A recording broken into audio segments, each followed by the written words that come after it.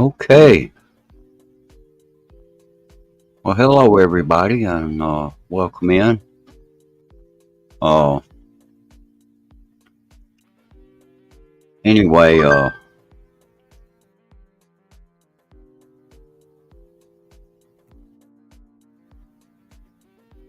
sorry about that. Okay. I want to thank all of you for coming in here, and I really appreciate it. Welcome in. Let's see, we got Brother Sean Williams, Noy P. Glass Guy, Poor Love Being Me, Sneaker Dan, Anna Stoic. Hello, Anna. How are you doing? Thanks for coming in. Hey, Lee Yadeo. Thanks, Lee. And Machiko. Hey, Machiko. Doing fine. How are you doing? Okay. Let's see. There's some others that have been here. Let's see, Patricia Ann Esperito. And let's see, I see William has been here. Brother Sean Tuber. Anyway, looks like we've had quite a few people come by at least. And I'm seeing 8 people in the house. And okay, doing your daily routine. That's great, Chico. All right. I want everybody to welcome up on the panel my co-host. Let's welcome up Big E. How you doing, Big E? Doing fabulous. How are you? Doing great, man. Just trying to stay healthy, mentally as well as physically. The mental part might be harder than the physical side on that one. Oh yeah. This stream's not going to have any karaoke, Anna. This is strictly going to be a discussion stream. You're, of course, all of you are welcome to stay. Hey, Honeyco, how are you doing? Micho Marcos in the house, and Honey. Yeah. Oh boy. Oh. No, we'll be doing a karaoke stream again soon, though.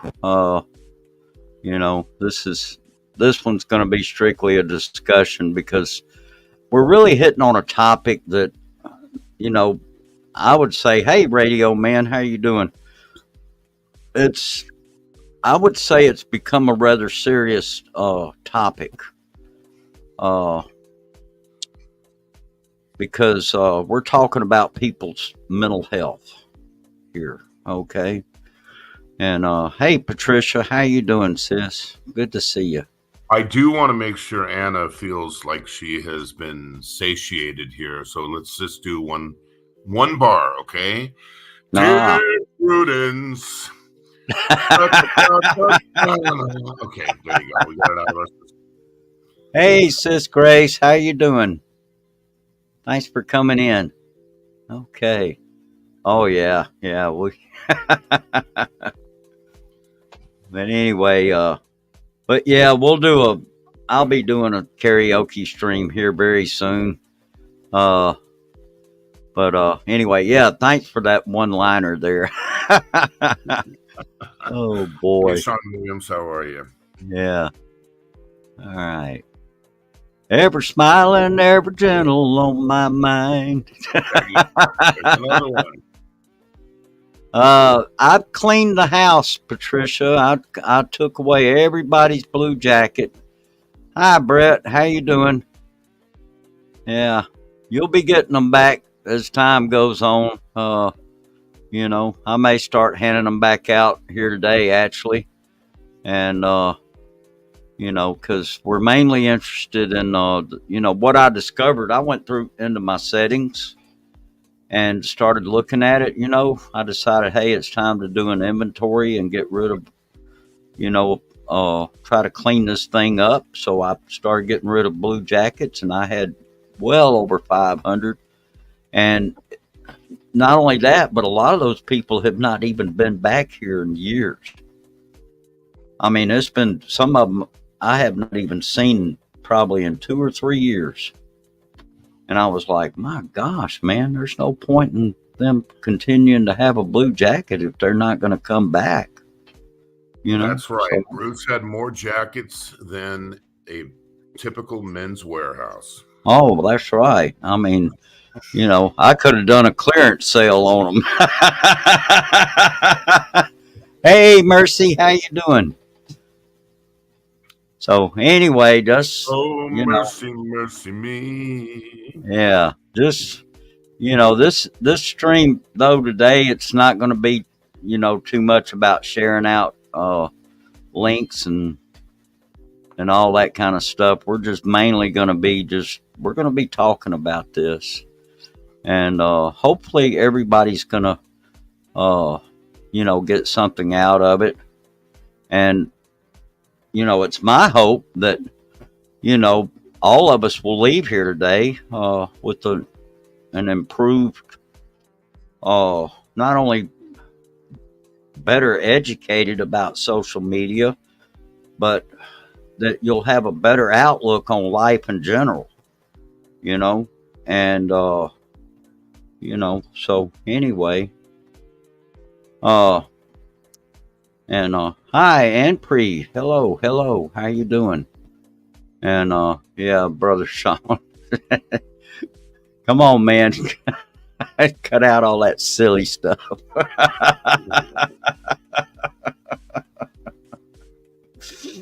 Oh boy. But anyway, I asked Big E to come up here because he's the one that actually kind of inspired me to do this. And this wasn't really something that I would have thought of myself as doing, but I got to thinking about it and I thought, well, you know what, that might not be a bad idea. People usually come here, and they come here because they look for contagious laughters and just a lot of entertainment, and that's all good. That's actually a good reason for social media. That's probably, I would say, one of the healthy things that we can do is come in and we can laugh and just have a good time. Singing and making jokes. However, I have seen times when people have come in here and it didn't end up quite so lovely here. Hey, Joe, how you doing? J3 is in the house. Good evening to you. I have seen arguments just out there in the chat. I've seen people come up on the panel and start chewing somebody out for no reason. I've seen a lot of stuff. Yeah, exactly. And social media is good and it's beneficial until you become addicted to it. And then all of a sudden you got problems because you can't balance your life. If you could imagine your life as being like a pie for a minute, and a pie is going to have several slices. So let's slice up that pie for a minute. You got one slice for, taking care of your responsibilities. You got one slice for spending time with your family. You got another slice that's, for getting plenty of sleep, getting plenty of rest, personal hygiene, responsibilities. That would include everything, I guess, from work to, and if you're retired like me, you don't go to work, but you still have responsibilities that you have to take care of. And believe me, between Medicare and hunting for the right kind of life insurance, you're going to spend a lot of time just, looking at all this stuff. So, that's a responsibility in itself,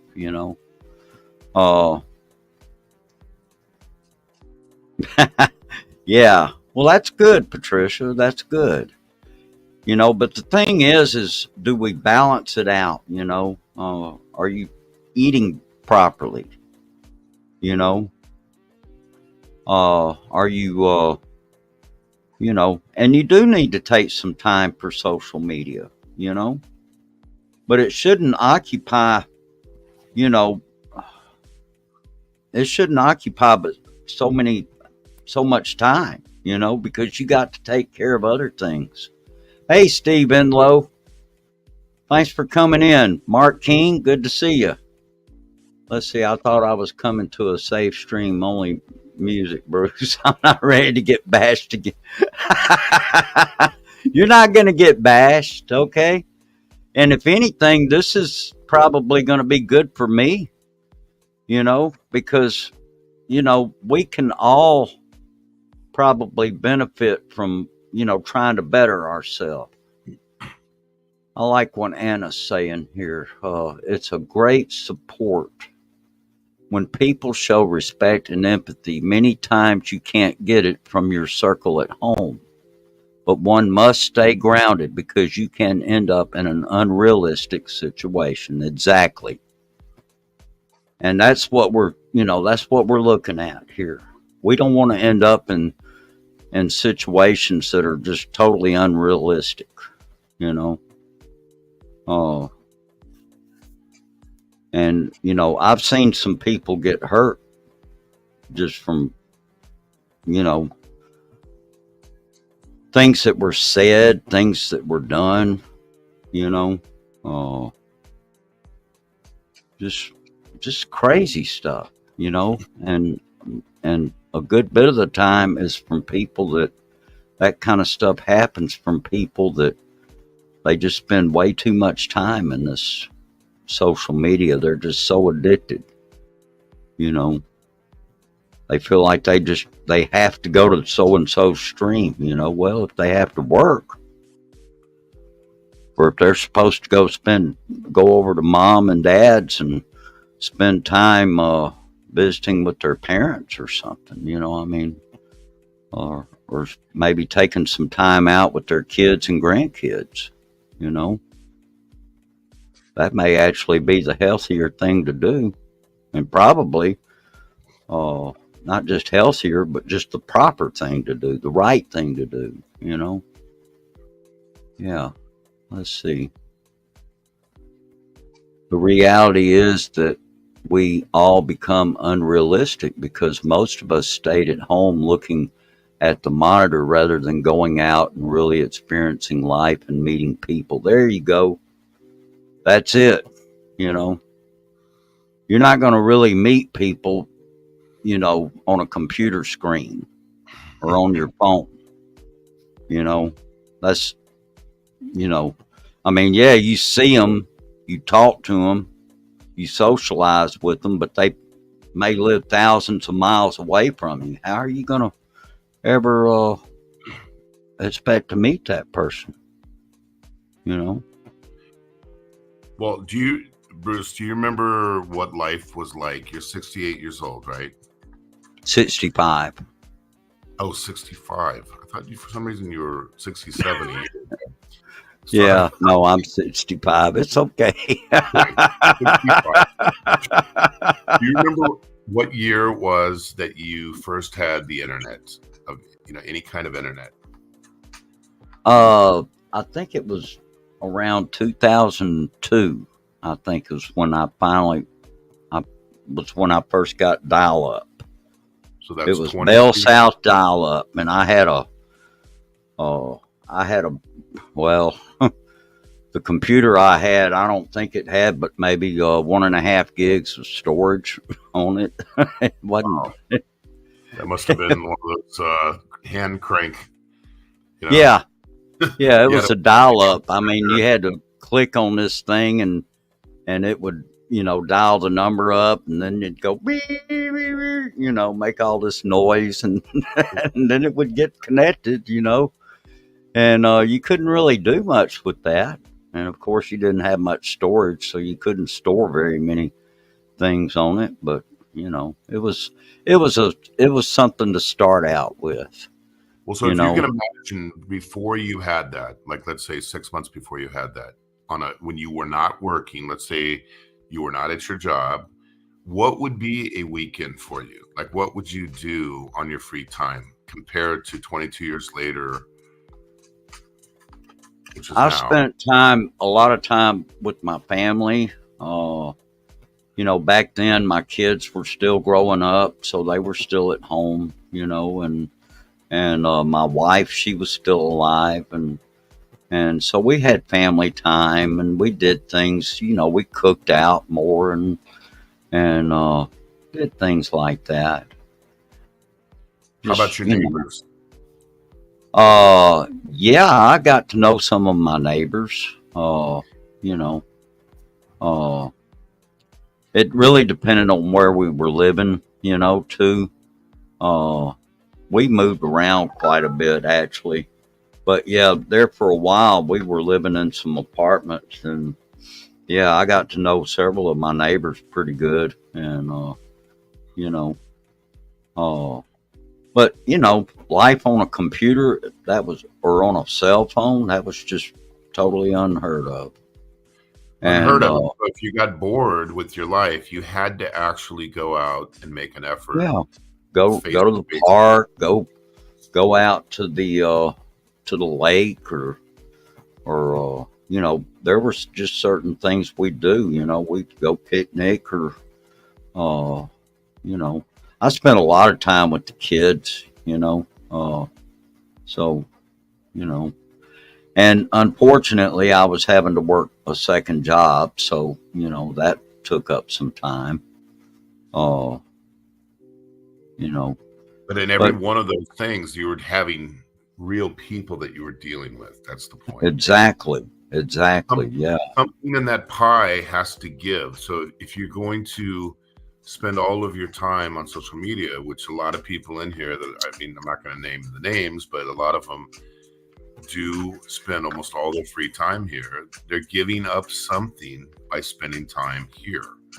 exactly, Question is that a yeah, healthy balance in your life? When I go around of the world traveling, because I'm still working, I tell people about this thing, and most people I talk to, they look at me like I'm the man from Mars. Okay, like they have no idea why people would spend all their time on YouTube and social media, and it's not a healthy thing. no, it's not. I That was one of the things I liked about when I went to Texas. I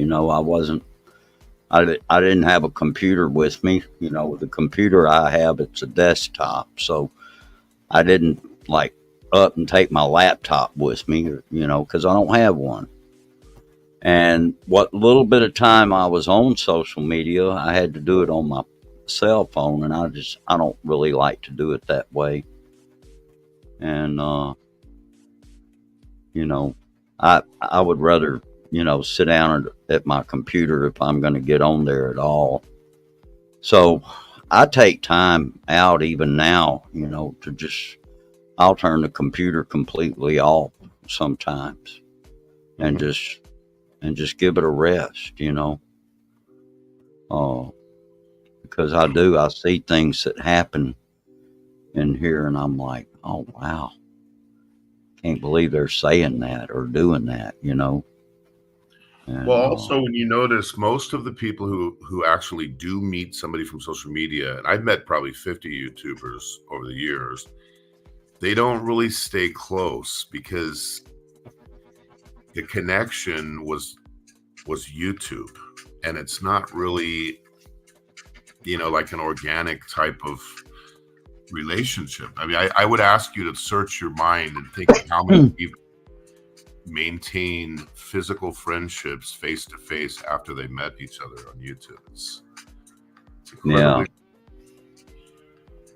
When I wrote that article, I wrote 2 articles about this, and you comment on it. That's why you asked me to come up here, and Oh yeah.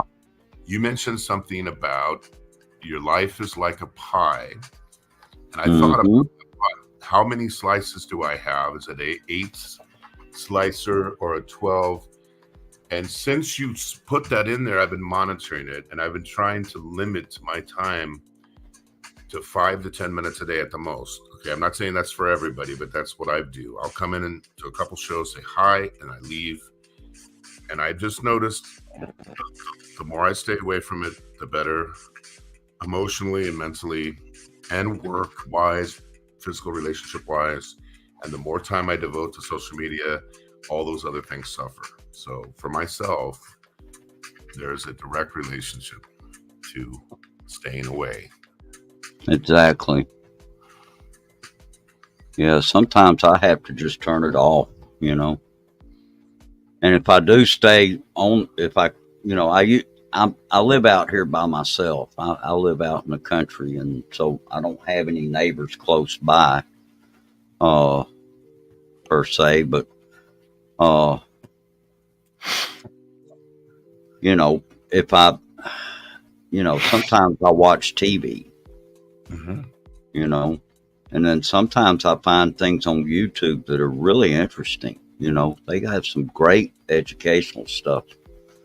Uh, you know, of course, you probably have to be kind of careful, you know, about who it is that's, you know, teaching it. They got some really good channels that have to deal with history and other things, you know, music, uh, you know, things like that.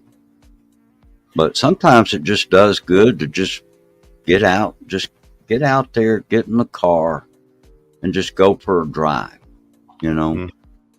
Sometimes I'll actually get in the car. Now, I live about 25 miles from, hi, Jerry. And I want to welcome in William and Annie. And let's see, Halfwit's here. Thank you very much, guys, for coming in. I appreciate it. Thank you, Lee. But, you know, sometimes I'll just get in the car and I'll drive to town. That's where my kids live, you know, and I'll just go by my daughter's house just to, you know, my daughter might be at work, but, you know, my grandkids are out of school right now. So I'm probably going to take some time and make those drives to town just to go see my grandkids for a little bit, you know? Yeah. Well, I mean, Uh, now that you're retired, because you had, and that's why I thought you were 67. I thought you were going to the oldest retirement age. That's why you're still working 2 jobs. But y- how's your yeah. life changed since you've retired? Well, I have more time to really take care of myself. And, you know, so that means I'm getting more rest because working 2 jobs, that's, you know, that gets hard. Yeah. And, you can kind of screw yourself up, you know, when you're working too much. You know, when your life is out of balance, then, you know, that's when you can begin to get screwed up, you know. It's just, yeah, Do you miss work? Do you miss that life? not really. I worked so much that I just, you know, I was just tired from working all the time. And sometimes I'll go up just to see some of the people I worked with there at Walmart. Mm-hmm. But the planetarium that I used to work at, it closed back in 2018. And I was actually the last person that had been there with the crew of people that was working with when I first started. And everybody else had left there. Some of them had retired. Some of them just, you know, they quit. There was a few that got fired. Thank you, Jerry. I appreciate that. You know, but you know, I've been to Texas twice. Yeah, I saw that. Yeah. Well, Mercy, I've never farmed. I grew up in the city. I moved out here where I live now just a few years ago actually. And I'm actually renting the place from some people that I've met, and it was just a good deal. But there's not enough land here to farm, you know. Now I might plant a garden or something like that, and I may do that possibly next year. Uh, so that's something else I wouldn't mind doing is, maybe planting a garden of some kind, growing a few things like some watermelons and maybe grow some tomatoes and some peas and just a few things like that, some squash, you know, some good healthy stuff, you know. And yeah, the sad reality is that most people stop going out and meeting people. Too much dependency on social media, most especially on dating friendship. There's even ridiculous being married online. Yeah, I've heard about that. Oh, we saw some of our people getting married online during COVID, if you remember. Yeah, I heard about that. And they were not valid marriages, but it's just that's a whole nother topic. The online relationships that are all most of the time. I know it works sometimes, and I see Joe and Jeannie out there. I know it worked in that case, but it's right. I'm finding too many times that worked. Oh yeah, because there's two people from different parts of the world that don't really know each other, and then that becomes a relationship. They're calling themselves boyfriend and girlfriend before they've ever met. And think back how long I've been on here for almost as long as you have, Bruce. Oh yeah, 19. Go back and think of how many of those existed and how many of those failed without the couple ever meeting. It seems like about 99% of the time. Oh yeah, I know. And so they're stuck in this long distance thing and that's only going to go so far before it would finally just probably fall apart. I've heard of a few situations where it stayed in a long distance deal for, just indefinitely, but I think in most cases they decide sooner or later they're going to meet up, but yeah, anyway, yeah, Mercy, possibly later this year. I'm working on that now. Yeah. My grandson, I think, is starting to drive. My granddaughter's not old enough yet.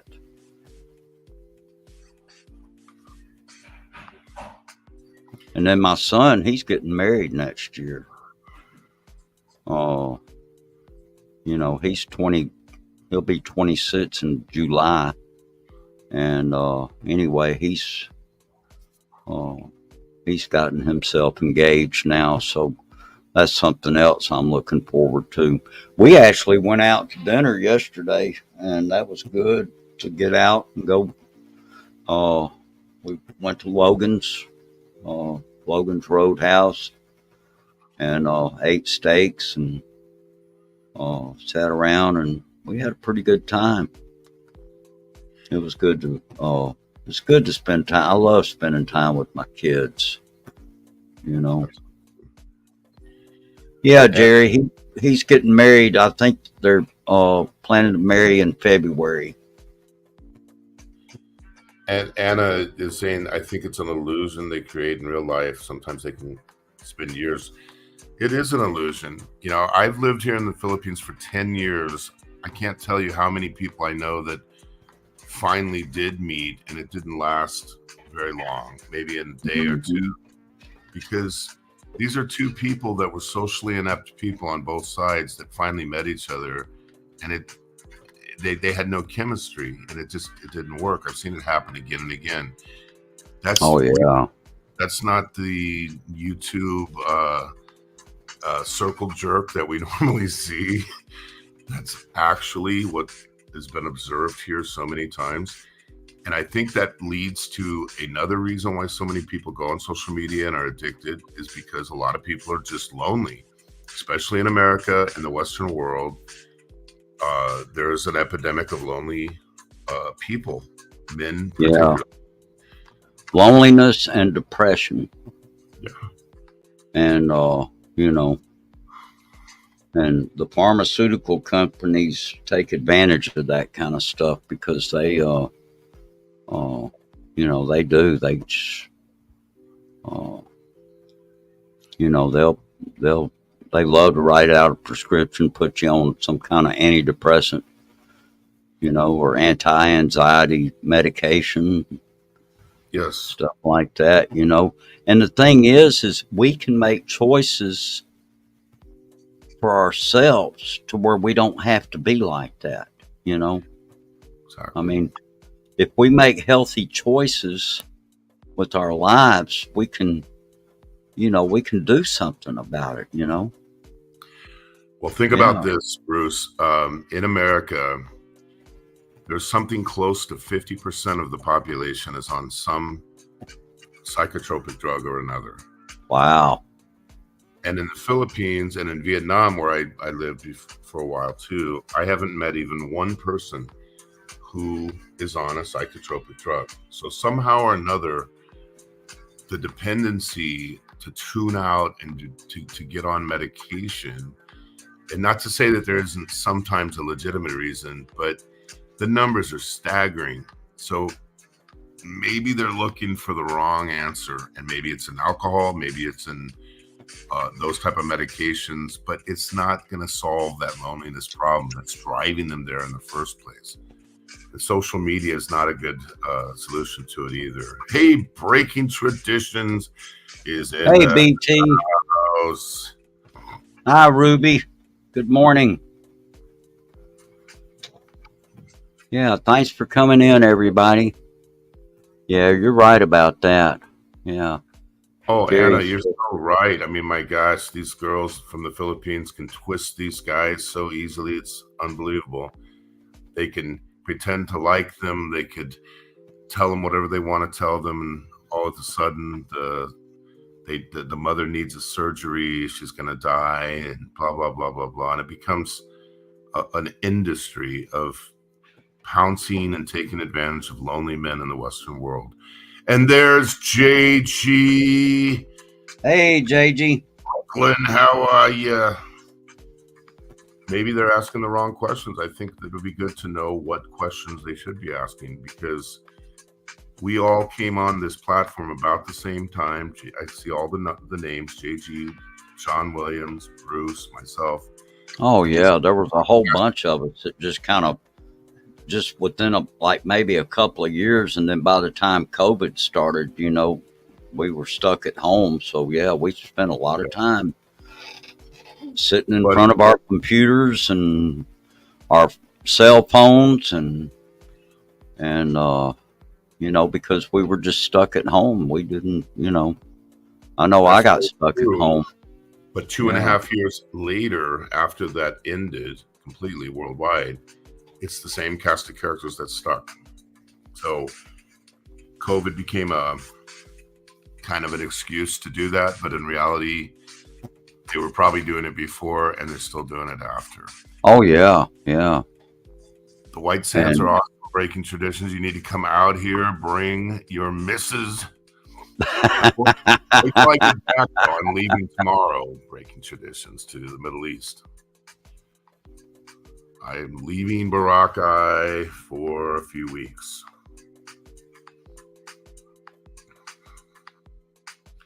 It's hard to leave once you're here, because that beach is calling my name every day, but duty calls, you know what I'm saying? Oh yeah, absolutely. Yeah. And see, that's one thing, you know, that was one of the good things about working was, you know, it gave you that time to not be on social media. You had to focus on your job, you know, and so anyway. Yeah, and for answer Breaking Traditions question, I'm going to be back at the end of June.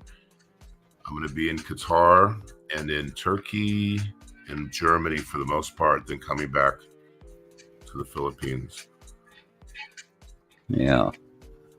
Jerry, we're not dropping links during this live stream. This is a discussion, and you know, I'll be passing the Blue Jackets back out at a later time.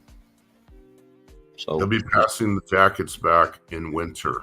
Yeah, they've got to be they got to go through the dry cleaners right now.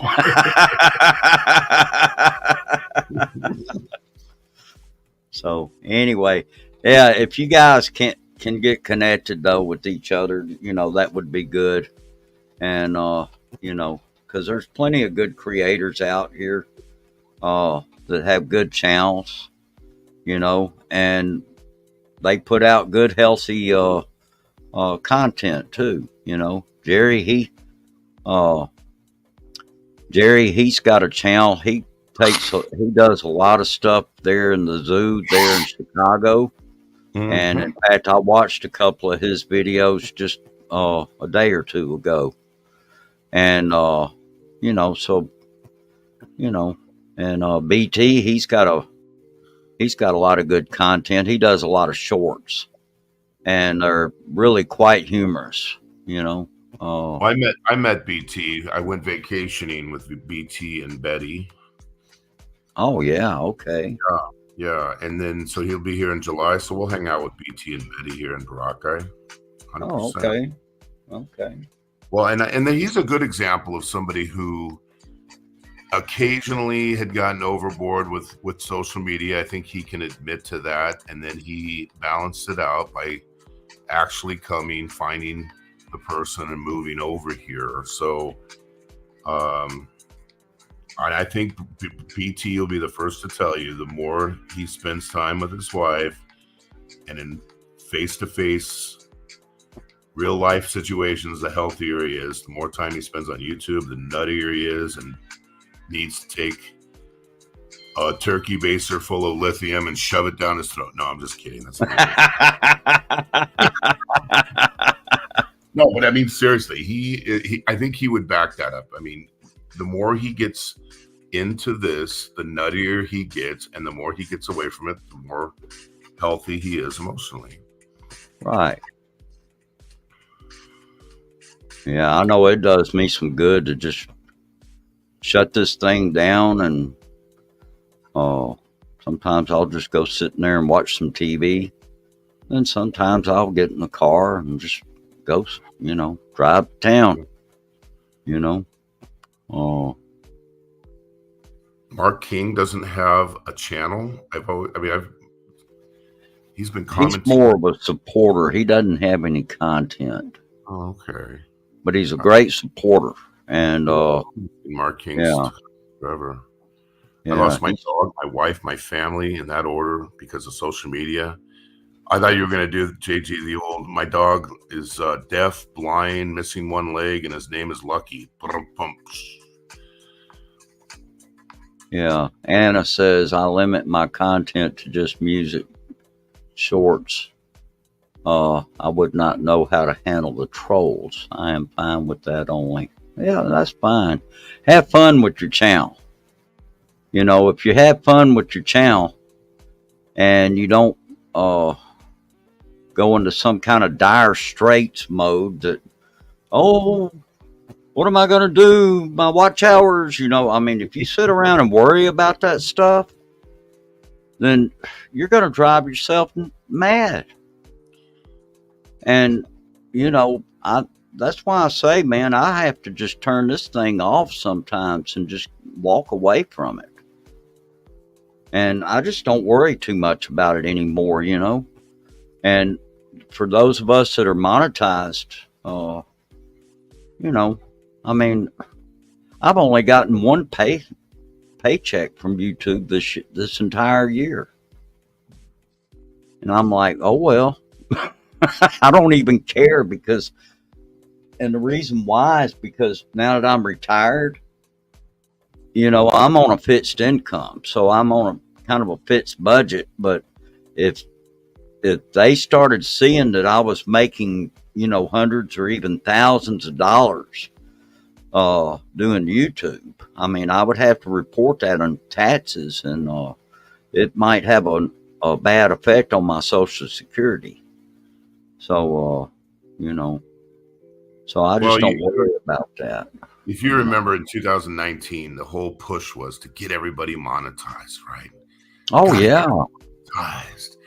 Yeah. But nobody made any money. So if you're listening on this genre, you're not going to make any money on YouTube. So you're better off not worrying about it or being preoccupied with that and just have fun with YouTube. If it's not fun and it's obsessive, and if you're, dealing with trolls, or if you want to become a troll yourself, you're probably trying to walk away for a while.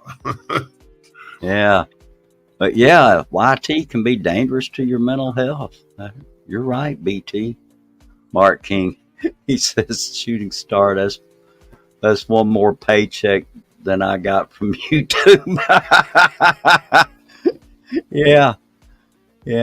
But, I just don't worry about it because, I mean, now that I've gotten monetized, I'm like, okay, so what was the big deal about this, And, because before I got monetized, there was people that were just kind of pushing me, and, people started watching, playing my playlist and all this kind of stuff, and I was very grateful for it, of course.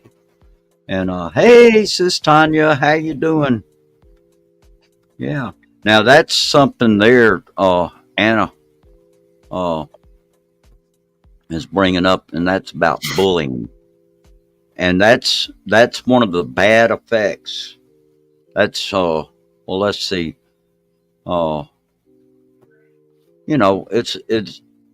It's a bad thing when there's bullies, because a bully, that could be, I guess, a bad cause, and man, you get bad effects from that. Because bullies, man, they just create all kind of problems for people, and yeah, it's best to you got to get away from that. You don't have to reply to them. Just walk away from people like that. Well, there's a lot of that goes on. There's a lot of fighting in YouTube. Oh, yeah. Had my fair share of it too, but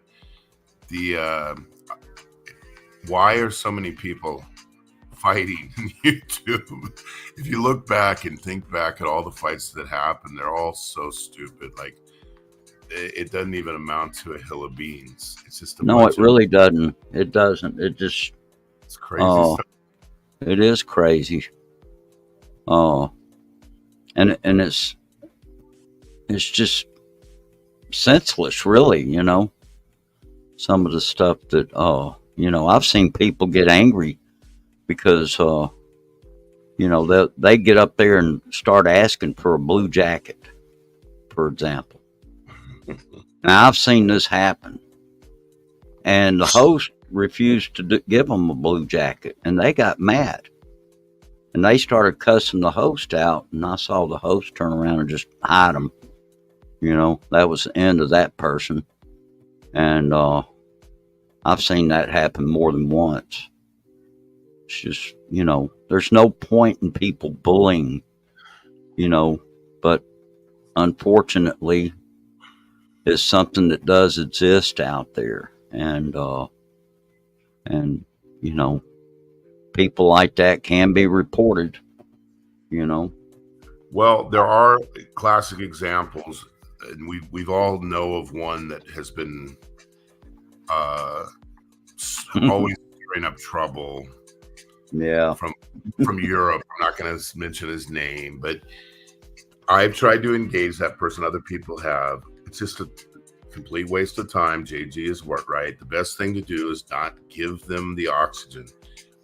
Just block them, rid of them, and it's just like if anybody came up to you in the street and was, agitating you and trying to bait you into something, you probably just walk away and get that person out of your life. And if everybody did that and had the discipline to do that, a lot of these guys would go away because they're just desperately looking for attention.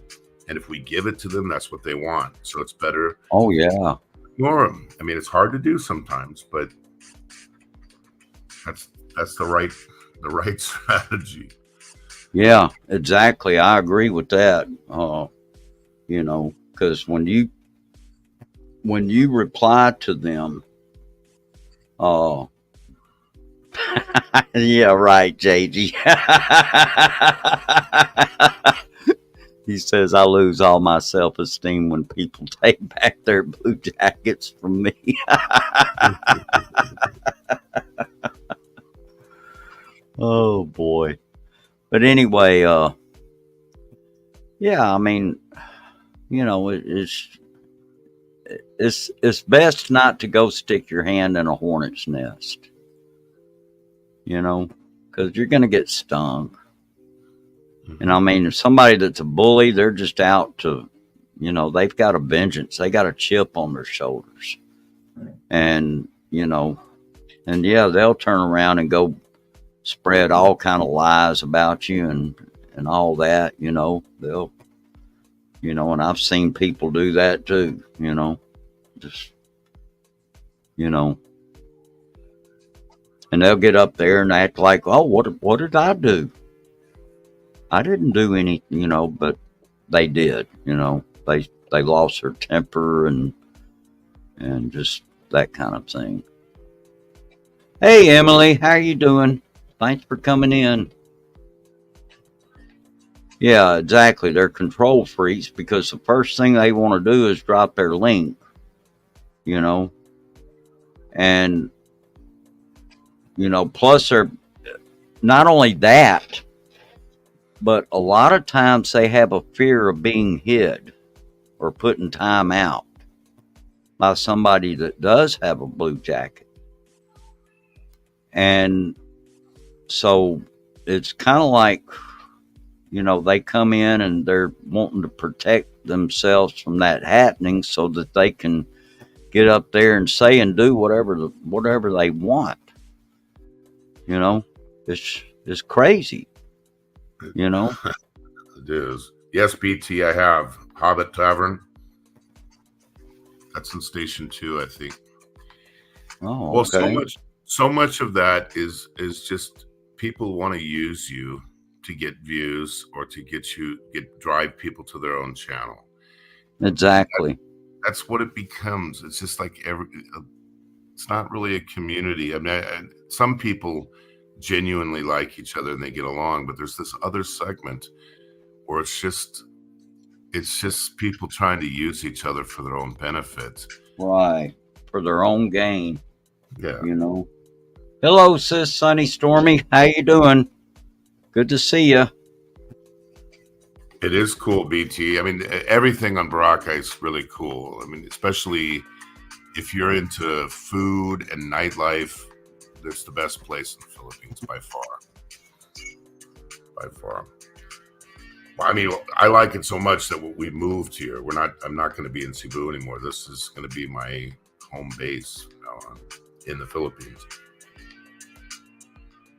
We are going to be living in Vietnam for 3 months, starting maybe in August. But when I'm in the Philippines, I'm definitely going to be in Boracay, BT.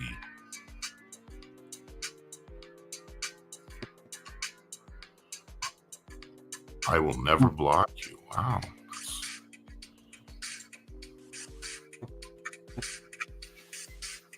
Huh?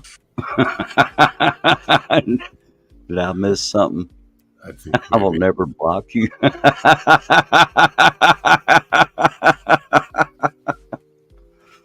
Oh boy. All right. Well, anyway, if it's okay with you, I'm going to read this list here of things. Let's see. Too much social media is like a double-edged sword. On one side, it promises unlimited connections, knowledge at will, and a window to the world. On the other, it can bear a maze of fewer than ideal outcomes on our mental, emotional, and physical health.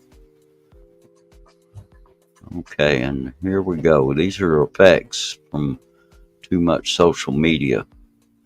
Roller coaster of mental health. Relationship has been established between direct mental health and intensive use of social media.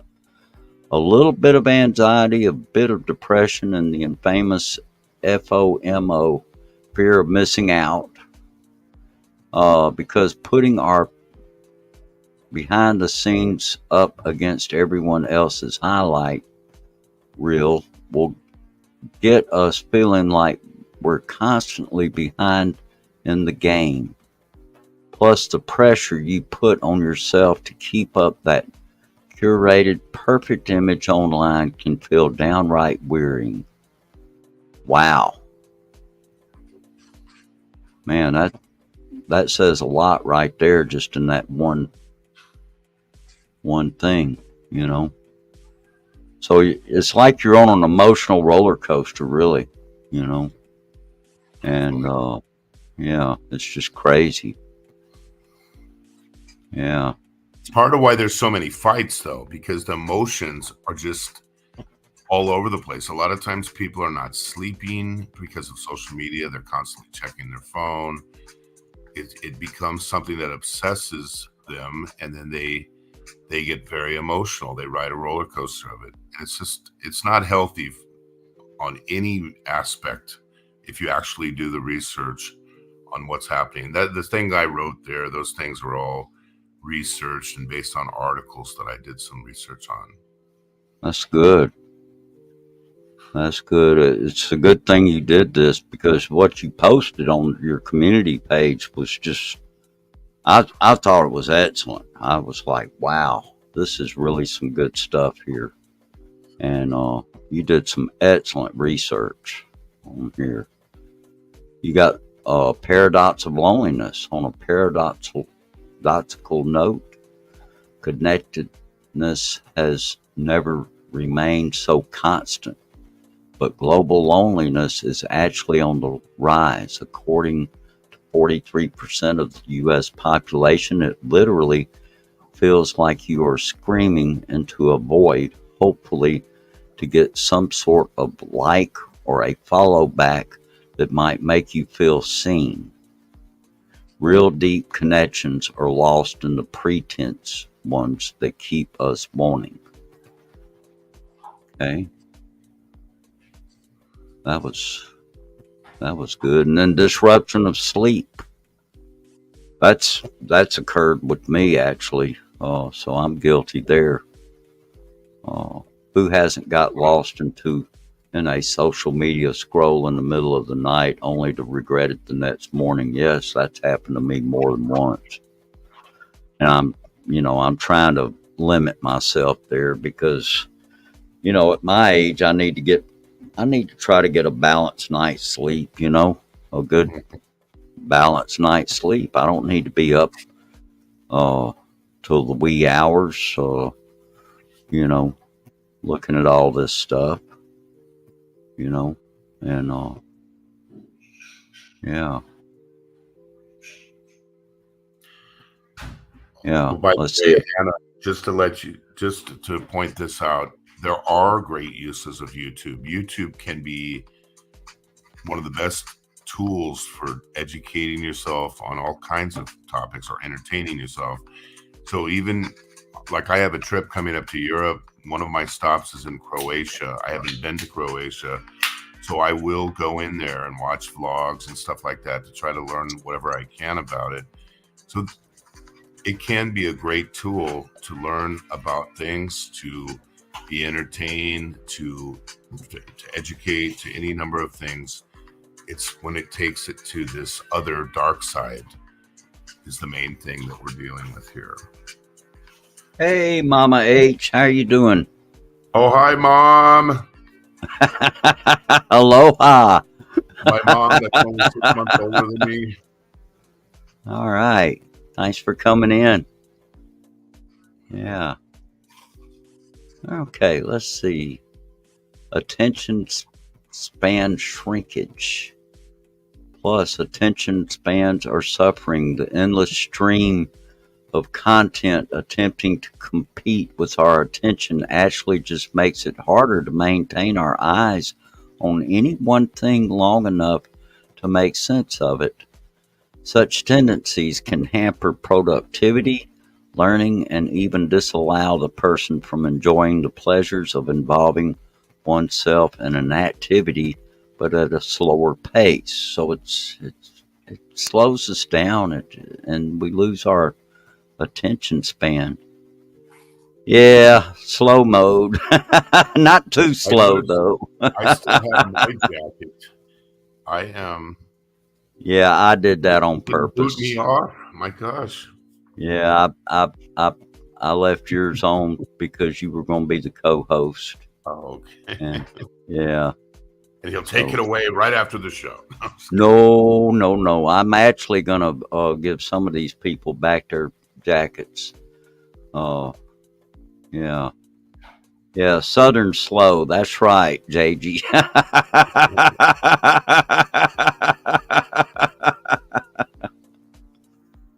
Oh I did. boy. I didn't have any problems, Mark, because if between Google Translate and dealing with young people, I made a lot of friends in Vietnam. And when I went down to different parts of it, like Da Nang, it seemed like everybody spoke English. So in Hanoi up north, the English wasn't as good. But the thing to bear in mind is that Vietnam is literally half the cost of Philippines. So people who are more on a budget side of things would do much better there if they could understand that the visa situation, you have to leave the country every 3 months for at least 5 days. That's the downside. Okay, and then we go to privacy concerns, and this is something I've been concerned about. And of course, privacy. With our lives this much on display, there are increased risk of privacy breaches and identity theft. That would be like, getting your debit card compromised or, something like that. Then throw in the sobering fact that online activities are constantly tracked and measured to push advertising or something more sinister. Boy, yeah, yep, There's a lot absolutely. of sinister behavior going on. Yeah. The bottom line is, myself, I'm kind of like this. If I'm, what I do in my private life, really, when it gets right down to it, it's nobody's business but mine. You know, it's not, you know, I mean, yeah, we get up here and we do our live streams, we show our videos, and that's all fine and good. But I don't need to know what, you know, uh, I don't need to know what Big E's doing, at home every night. And if you That's none of did, my you business. have me up here right now. That's right.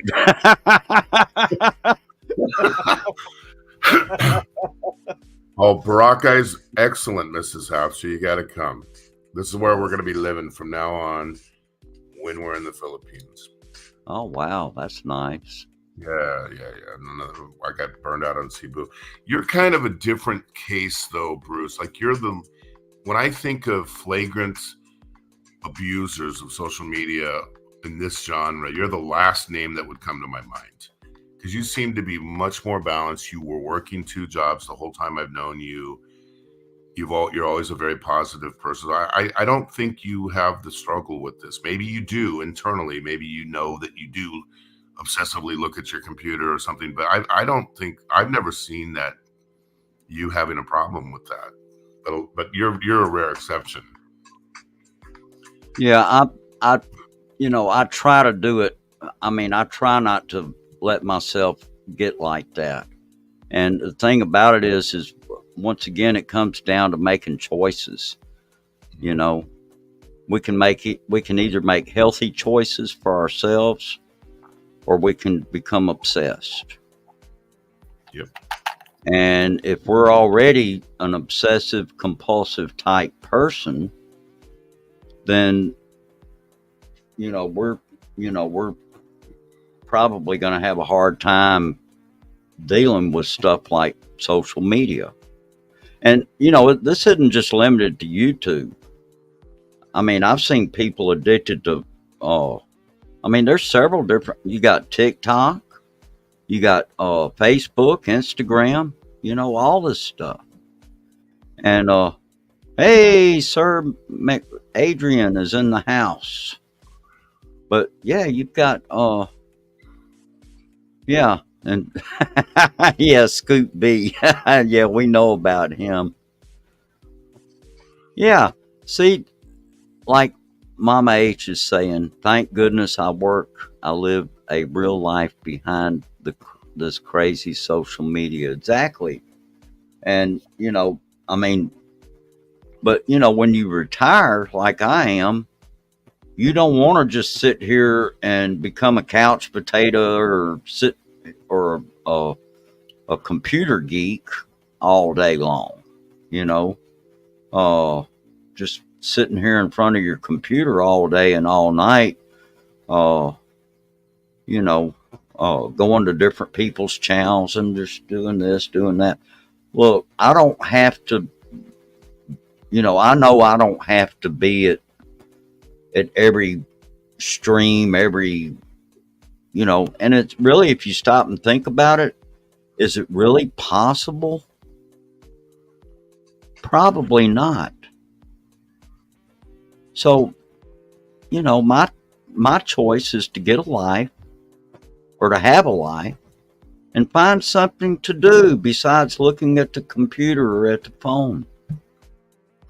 Absolutely. And Mrs. Hapster is a great reference on this because she's met probably at least as many people as I have, 50 or more from YouTube.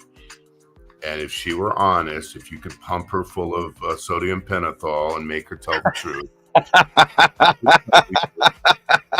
95% of the people that she met were just knuckleheads that need to get a life. And I guarantee you. Yeah. I thought about it privately. Oh, yeah. I mean, I met her too. I met Mrs. Hapster, but I think she would tell you that there's some serious mental and emotional problems with a lot of the people that she met, kind of expecting one thing, but then in reality they were, very broken people. And we don't need to pounce on people who are broken people and make fun of them, but we need to encourage them to try to get healed by taking the steps necessary to have a balanced life. Mm-hmm. Yeah. So, you're just not going to have a balanced life if that slice of the pie for social media is, way bigger than the other slices, then you're probably setting yourself up for trouble down the road.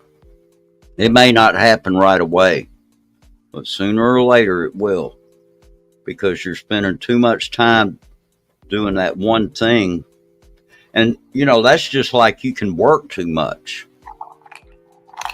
People can work too much too.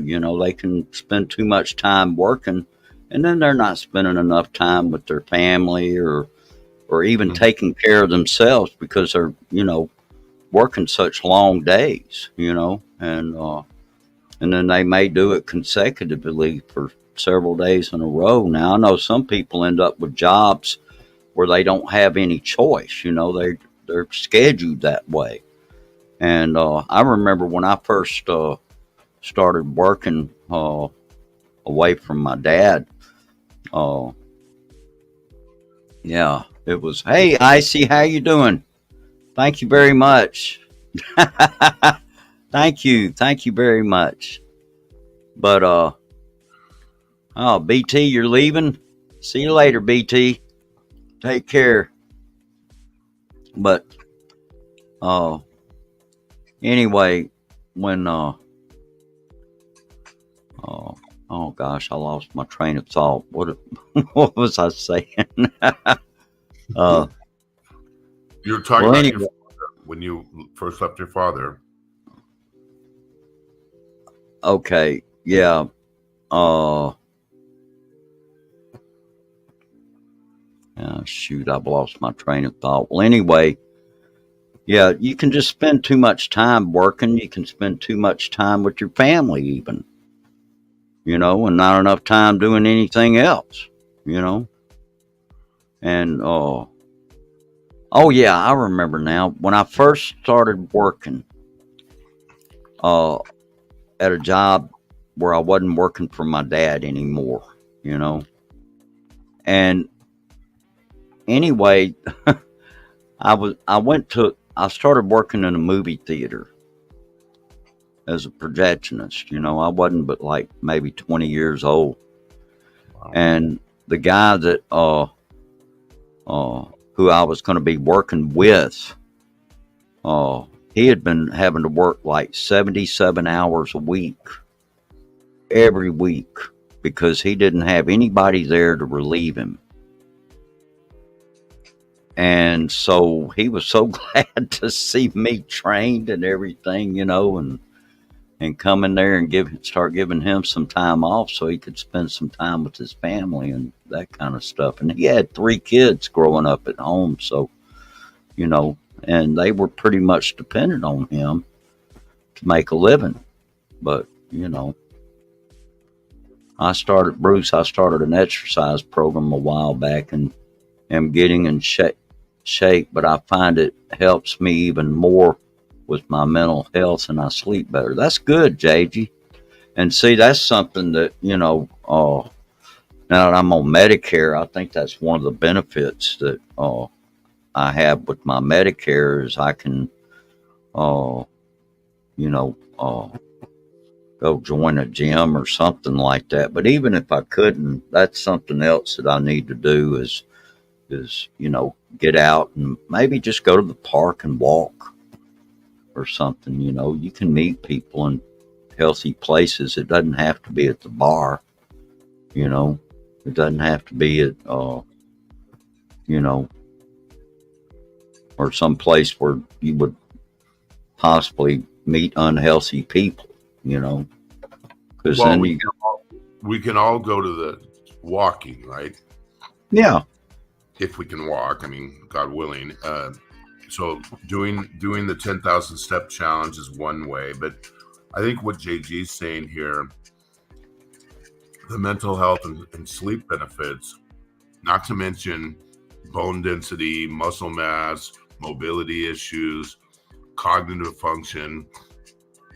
There are so many benefits to physical activity. And again, if you're not doing that and you have that time to fill, people gravitate towards social media. And that's what it is. You're taking away something that can benefit from you by being parked on social media 24/7.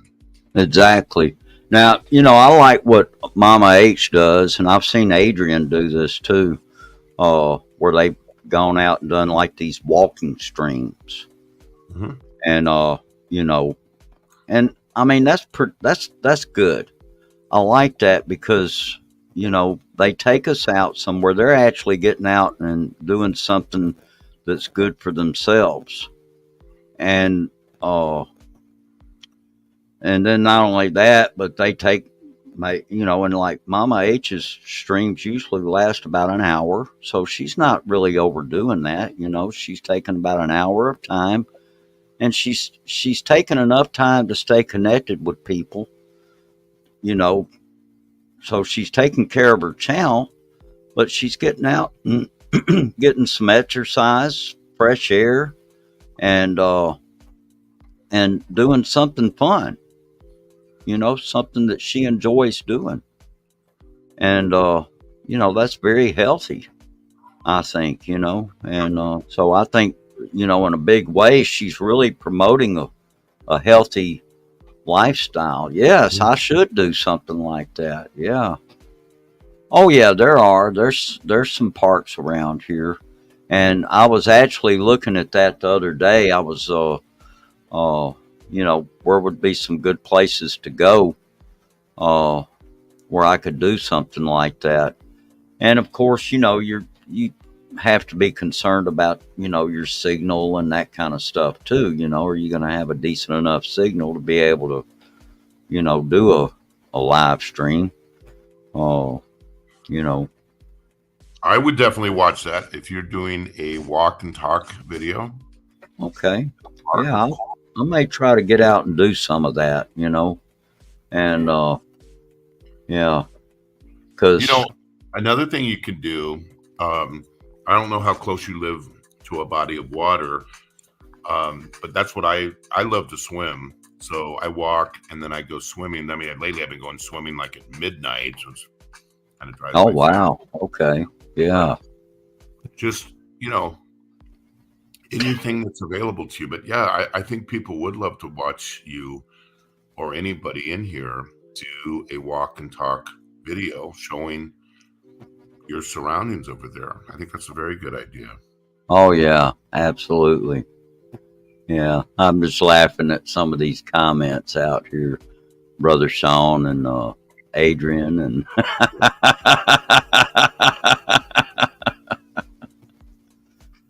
yeah. So, yeah, I definitely want to try to get out and do something like that. Yeah. Yeah. Walking every day in the park is totally good, not just physically, but mentally too. Yes, absolutely. It's therapeutic. I think is a good word for that. To get out and just, go somewhere where it's nice and peaceful and yeah, you might hear kids playing in the background or even if they're not in the background, I mean, most parks have playgrounds and there's children around and I like your idea too, Big E, of going like where there's some water and you Mhm. can go, yeah, get out and swim or or do something like that. So yeah, there's places around here. Uh, Probably you know I don't know. There's actually a water park that's not, but it's only about maybe 5 or 6 miles from here. Oh yeah, teach me how to flip tires, huh? I think I will ride horse on the beach for therapy. It's only 10 minutes from my house. I could actually walk there now. Yeah, yeah, yeah. Yeah. So that's Wow. definitely some 10 good minutes. stuff. Yeah. Yeah. Physical. I'm sorry. Go ahead. Manhattan, or you live in Brooklyn, but I mean, New York City is a very walkable place. I did a stream there in Central Park on walking down Fifth Avenue, all kinds of places when I was there. And it's really easy to get those 10,000 steps in New York Oh, City. okay. Wow. Okay. I guess I hadn't never heard about that, but that sounds like that would be something to set as a goal to do That's, ten yeah, that's thousand the thing. steps. 10,000 steps takes you about 10 minutes for every 1,000 steps. Oh, okay. So So hour and a yeah, half ish. well that's good. Yeah, I think that would be great. Uh huh. Yes, Bruce, start working out and put together a Rocky montage video with your trainings. That's a thought. Yeah. Okay, swimming at midnight. I have cottonmouth in my pond. Well, yeah, you don't want to go swim with the snakes. And I know about cottonmouths. We got a bunch of those here. Well, I like to go because there's nobody out there, and then they'd have a Right. second tide here around midnight, and I can just go out swimming, and it's the water's crystal clear. So Oh, if I have yeah. to just go out and do it. Okay. Well, let's see. Let's go here to the next one here. Physical impacts on health. Yep, the body also feels the effects of all this, from stiff necks caused by constantly looking down at our gadgets, even to sedentary living induced by hours of scrolling. This could wreak havoc on our physical health. There are also our eyes that become affected from the screen staring all day. Yeah, yeah. And our eyes do get affected just from looking at computers in general. It doesn't matter if it's computers and cell phones. So, it may not necessarily be from social media, it could be from something else. Uh, I didn't, for a long time, I never had to wear glasses until I was working in a situation where I was in the dark, and I had to, we had two computer monitors, and it was old MS DOS equipment that we used. And anyway, uh, after after several years, this was at the planetarium, and after several years of doing that, I found myself starting to have trouble seeing the screens, and so I bought some readers, because I saw that I was actually starting to have trouble not just looking at the screens, the words on the screens, but even when I would try to read anything, I was starting to strain my eyes. And I bought some readers, over the counter readers, and that helped. But now I've got prescription glasses, and from what I understand, I got cataracts. I'm on the early stages of those, I guess. So,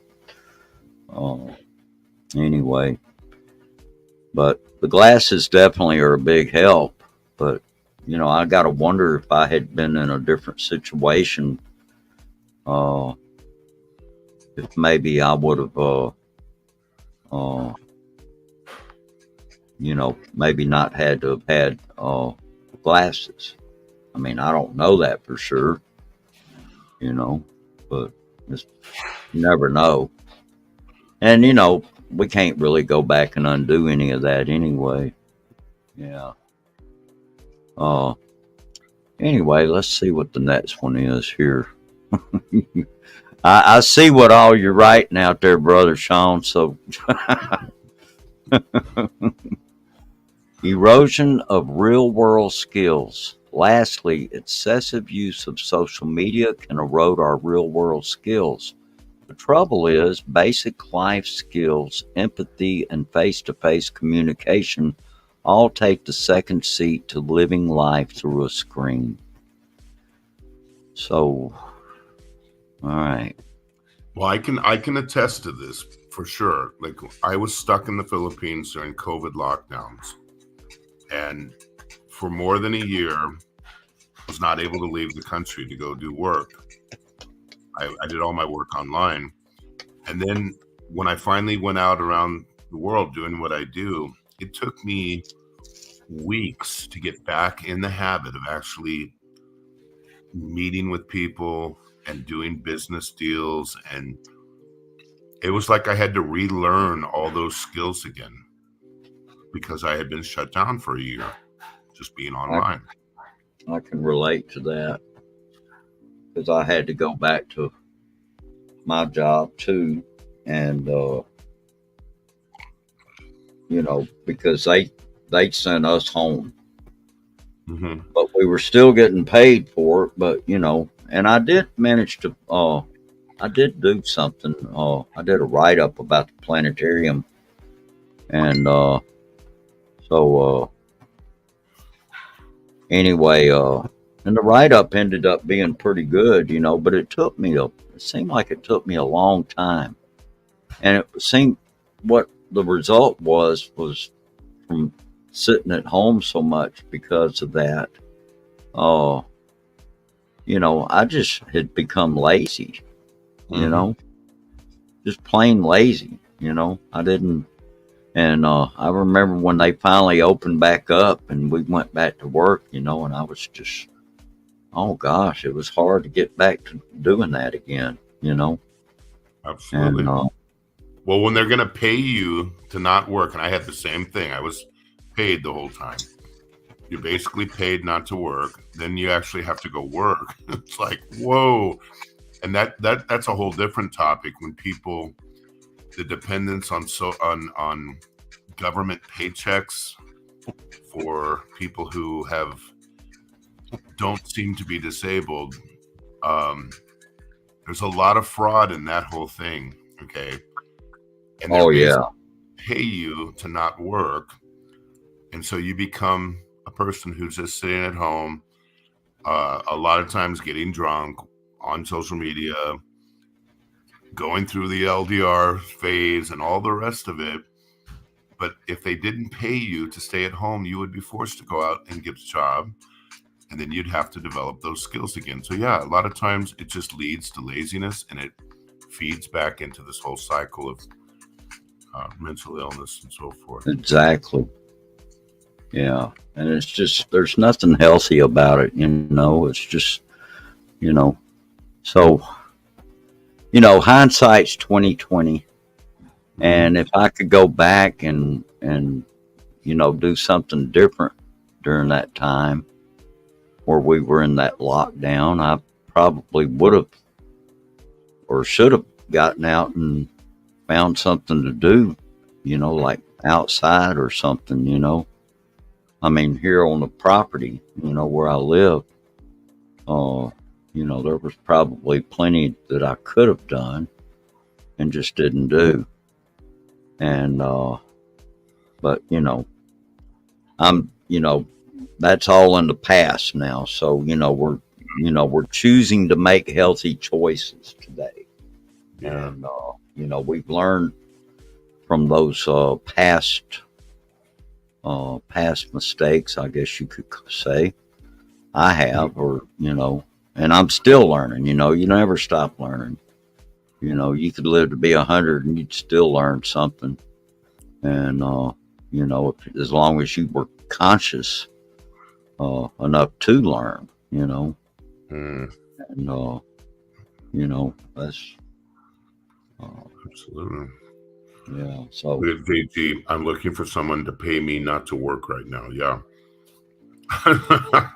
well, good luck with that. See, JG, you're like me, JG. I looked into some of these. We're not smart enough to find that. Oh, thank you, Mama H. I appreciate it. I looked into some of those get rich quick schemes. I got to laugh at myself now.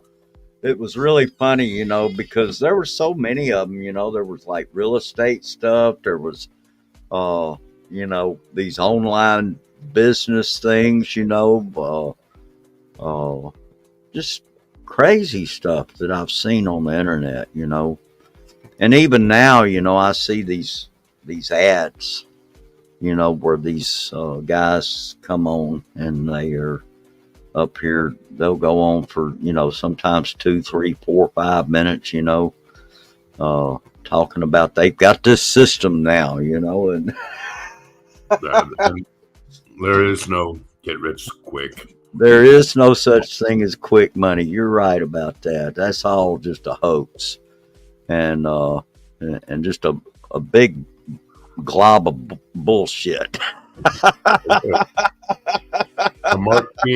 Mark King, you're saying it could be said about TVs. It could have been, but bear in mind that TV, even when I was growing up, I grew up in the 70s, born in the 60s.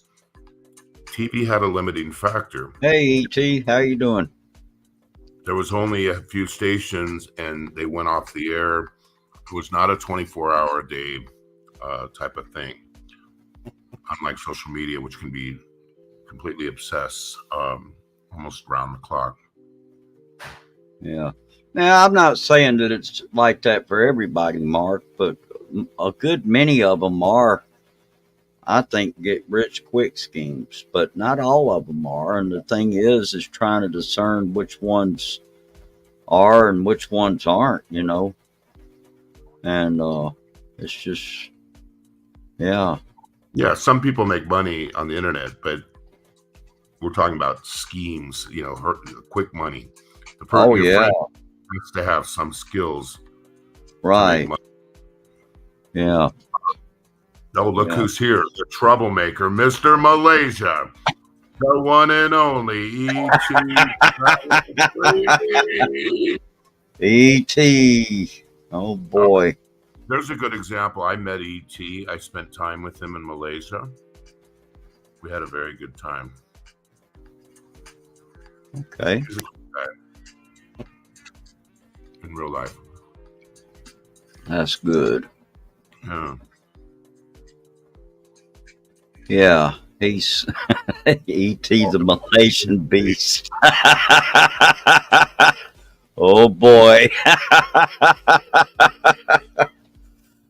It's good to see you, E.T. Thanks for coming in.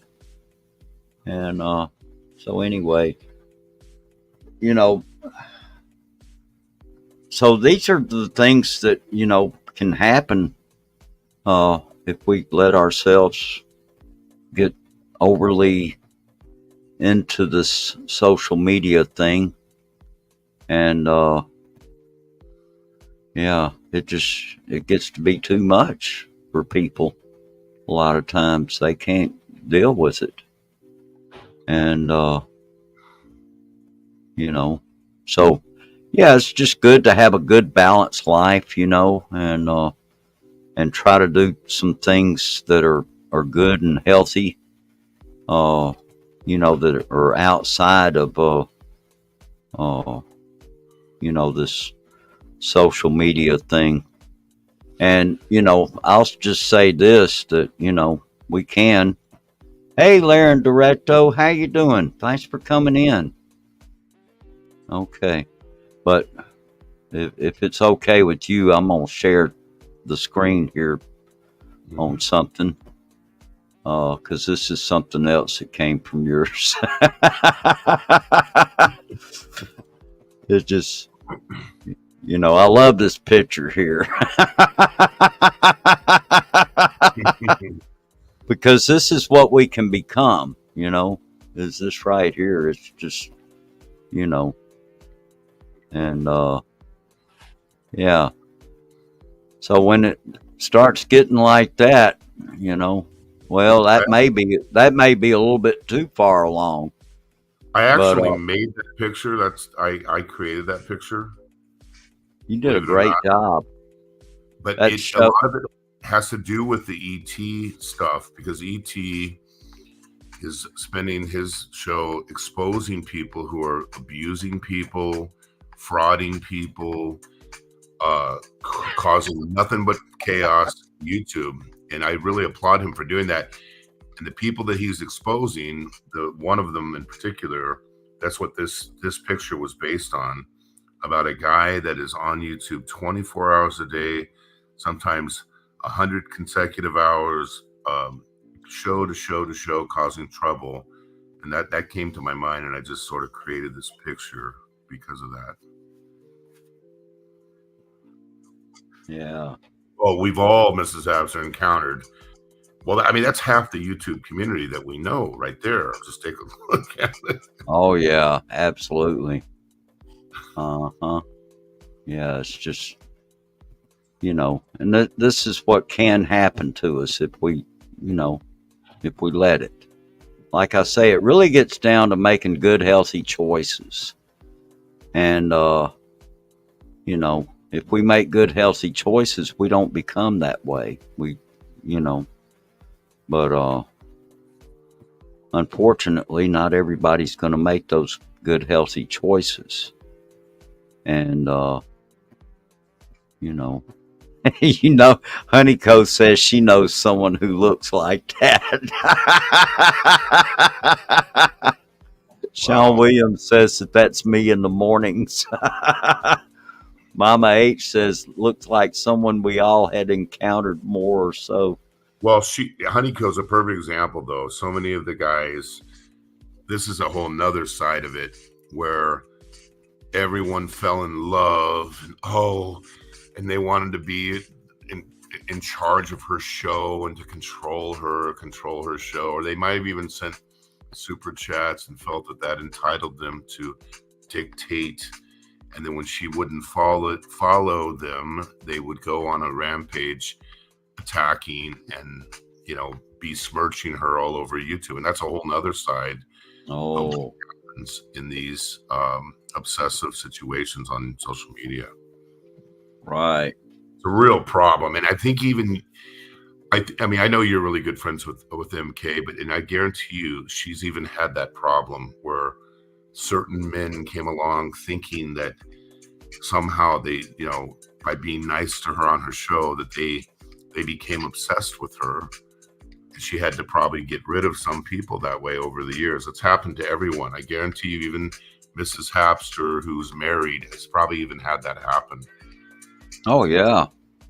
I've seen it happen. I've seen it happen to MK. I've seen it happen to several people. And it's really, it's really a shame that kind of stuff has happened. Because there's some very nice women out here in the community. And they don't deserve that. They just absolutely don't deserve that, Well, if you remember back in 2020, I think it was before COVID, I had met different people in YouTube, males and females. And by simply meeting certain people, like hi, meet and greet, I suddenly started getting death threats in my comment section. That's my woman. That's my girlfriend. How dare you? And then, they never met the person. They were little basement boys, but they thought that was their woman. I mean, this is some of the stuff is absolutely the most insane stuff in the world. And so, going along with the picture that you're showing, that's where YouTube takes a very dark, very, very, very dark turn when it comes to women that are trying to pump men and take advantage of their loneliness to get money out of them, and the reverse, where the man thinks that a few super chats and entitles him to dominate and to control that woman. And I've seen that thousands of times on YouTube. Oh, yeah, absolutely. It's just, it's just plain crazy, and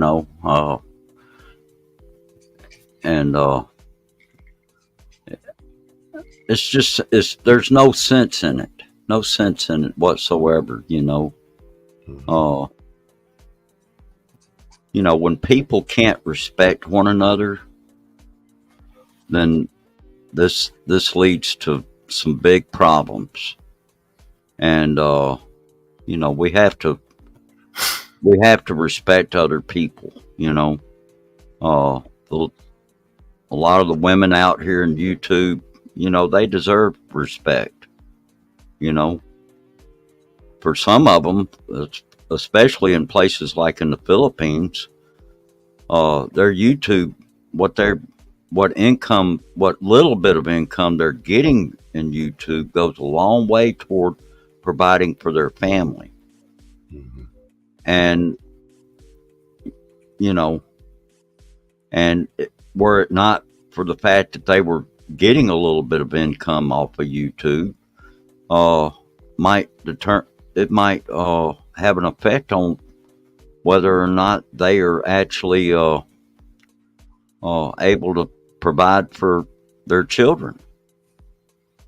Well, And there's so many crazy examples like that where you have people. I'll just use one as an example. Timmy's Stories. You know Timmy's Stories, right? yes, oh yeah, He's an OFW in Malaysia, coming back to the Philippines, starts doing a show, does live streams. Next thing you know, she's filled with fanboys who are obsessed, who are in love with her, obsessed with her. And now when they don't get what they want from her, now they go out and smear her all over YouTube because she didn't go for them.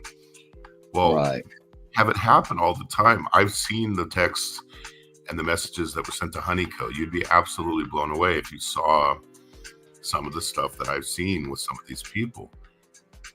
And next thing you know, that person now has to be guarded, has to constantly have their shield out to try to deal with all the crazies that are coming out on social media. So it we started off this conversation with kind of the mild stuff. Now you get to the dark and sinister side of it, and it's Oh, really yeah. scary almost. It is scary. It's very scary. Yeah. Yeah. I mean, providing for a family is one thing, but yeah, buying 2 phones, that is crazy, ET. You're right. Oh, okay. Yeah, we'll get rid of it now. I'm sorry.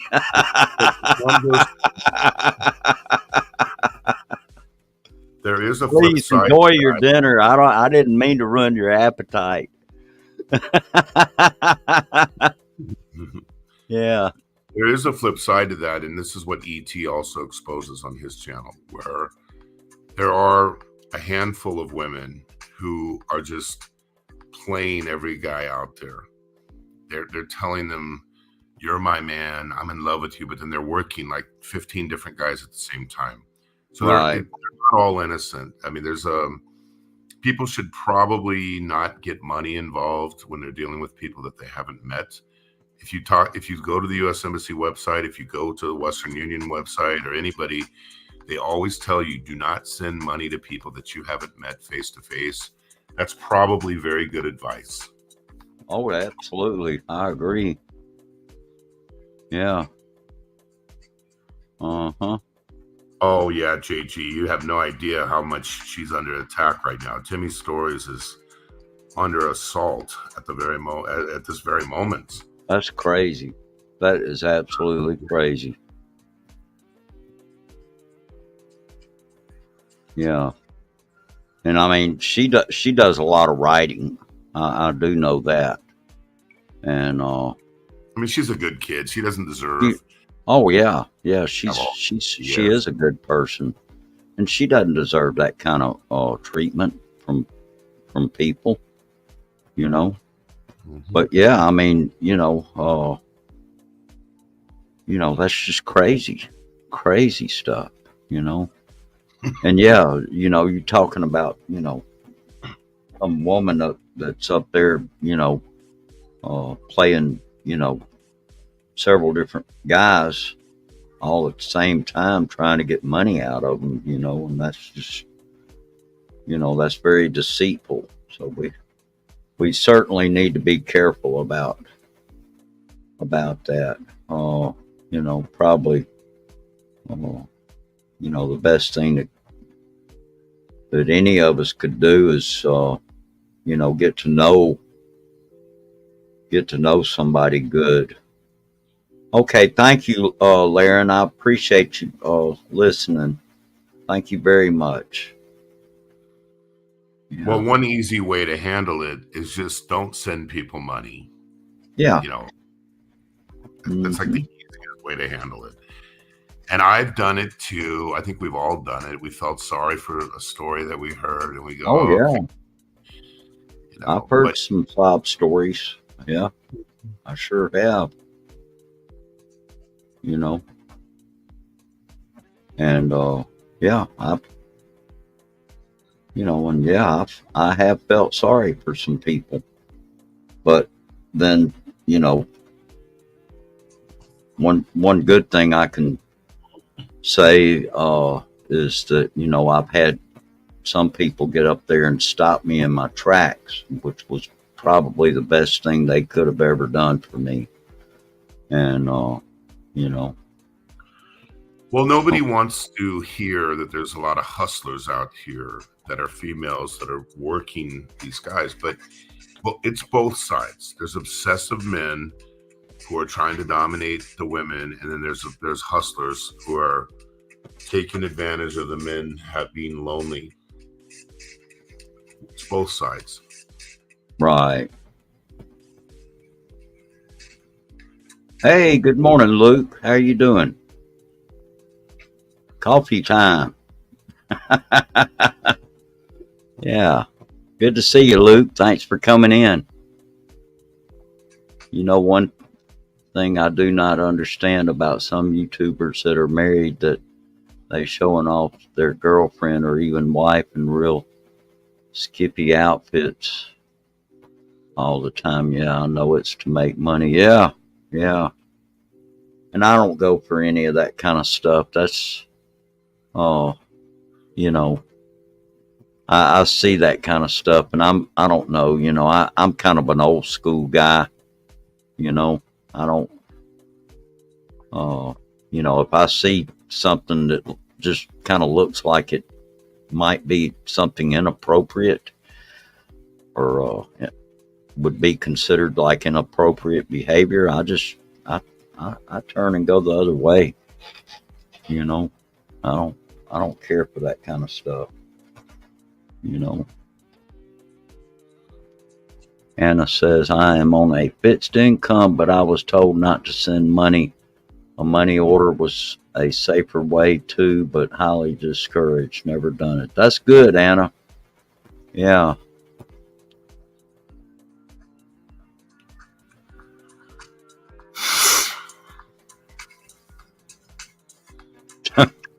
Star Wars party. My gosh, Brother Sean.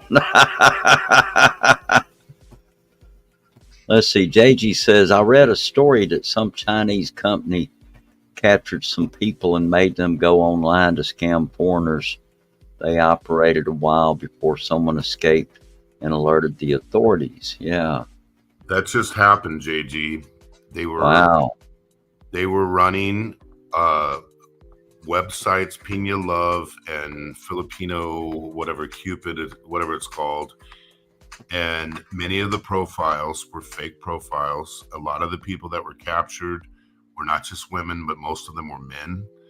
And they were online, and they were hundreds and hundreds of profiles scamming men on dating sites. That Oh, was big man. back. Wow. Let's see. Mark says, for me, I would never show off my girlfriend or wife on YouTube at all like that. It's like you are disrespecting your wife or girlfriend like that. Yeah, I agree. I certainly agree with that. Yeah. Mama H, you got, okay. That's a big one, H. Being a Filipino like myself, I have sent money to these people. Even I got suckered into big scams. Of course you did. You have a big heart. I made the same mistakes as well. I've been suckered like crazy, but I have seen, you correct me if I'm wrong, Mrs. Hafser, you've probably been used by more people than anybody in the history of YouTube. Part of it's because you're generous, you have a big heart, you're willing to help people. And this is my observation, I met you, but I mean, you correct me if I'm wrong, you've probably been scammed and used by more than anybody. That's what I've seen. That's terrible. I'm sorry to hear that. Oh yeah, people they want to boost their channel, they want to befriend her, and then when they don't get something, they turn around, stick a knife in her back. That's happened to Mrs. Hapster. Oh, it's got to be dozens of times, maybe hundreds. Right. I want to welcome in Sweetie Ann Blogs. Thank you for coming in, Sweetie Ann. Thank you, and welcome in. And Stoic says, I was going to send it to a single young mom. Her gas supposedly going to be disconnected. It's hard to look the other way, but better be safe. Yeah. Oh, well, Anna, I live in the Philippines, and I can't tell you how many times. Oh, wow. Operation the next day. And I mean, it's almost a daily occurrence. And what I started doing is I started checking up on these requests. I said, I'm going to go to the hospital and check. And it's always like, oh, no, just give me the money. I'll go do it for you. And I've never once had one that I checked out that actually turned out to be true. Oh, yeah. Mama H says, you can say that again. I mean, I don't mind giving because they need it. Then where are they now? Uh-huh. Yeah. A lot they hightail it and run, But a lot of them are lazy, Mrs. Hapster. Oh, yeah. Said a lot of them want to sit around. You still have your job, Mrs. Hapster. They want you to pay for them to sit on their ass and do nothing but social media. And exactly. subsidize that. Exactly. Hey, we got Tim's channel here. How you doing? Yeah, thanks for coming by just to say hello. Appreciate it, man. All right. Poverty prone is real. Sadly, yes. You're right, Icy. Well, the Yeah. thing, I think all of us were poor at one time. When I left my Oh, parents, yeah. I didn't have any money at all, and I was living like day to day, not even paycheck to paycheck. So I think all of us at one time or another experienced being broke or being, at the bottom of the pile. But how do you get out from that? Going Yeah. online and scamming people is never gonna get you out of it. You have to start working and dig yourself out of it somehow. And it is not fair here. As an example, in California, a McDonald's worker makes $16 an hour. Here in the Philippines, a McDonald's worker makes $10 a day. So there is a huge imbalance and injustice with that, but they're never going to get out of it by being scammers. Right. Yep. You're absolutely right. You're right about that, Ann Pre. I mean, most people that do shows simply don't have any talent. That's why they don't make any money. You can pump it and prop it up as much as you want, but they're just not. Very few people have the talent to make it big on YouTube. Oh, yeah. And, it may not necessarily be talent. It could be that they lack some sort of a service to offer, a legitimate service, like maybe they, there's some teachers out here, for example, that they have like history channels and things like that, where they're actually teaching people stuff, and those channels probably do quite well, and because I mean, they keep coming up with great content. I mean, they'll take you way back to ancient times, talking about stuff like, like the Roman Empire or ancient Egypt or something like that, and then some of them are more into things like the Civil War, the Revolutionary War, the World Wars, stuff like that. You can learn a lot from those channels. And just about history, and that's a good thing. And yeah, those are good channels. They're good channels. And yeah, so if there's people that are talented, for sure, and those people that are talented, and let's face it, we all know some great singers out here. In fact, there's been a few of them in here just here in the last little while. In fact, I think some of them may actually be in the background right now, listening, and they do a great job singing and that kind of stuff. They're very talented. Some of them play musical instruments like guitars and pianos and things like that. Yeah. And there's lots of good shows out there. There's a lot of ways to channel it without having to go into the dark side of it. And as JG said, he needs a refund for the bachelor course. I think that Rike needs to take his own bachelor course. I met Rike too. He needs a refresher course on that. 20% luck is included. A lot of when you get into the luck part of it, Ice, one of the things you have to remember, like going back to what I said about McDonald's, like I grew up in Southern California. I had nothing to do with that. I mean, that was the greatest place to grow up in the 60s and 70s. Someone growing up in a province in the Philippines didn't have even 1/100th of the advantages that I had.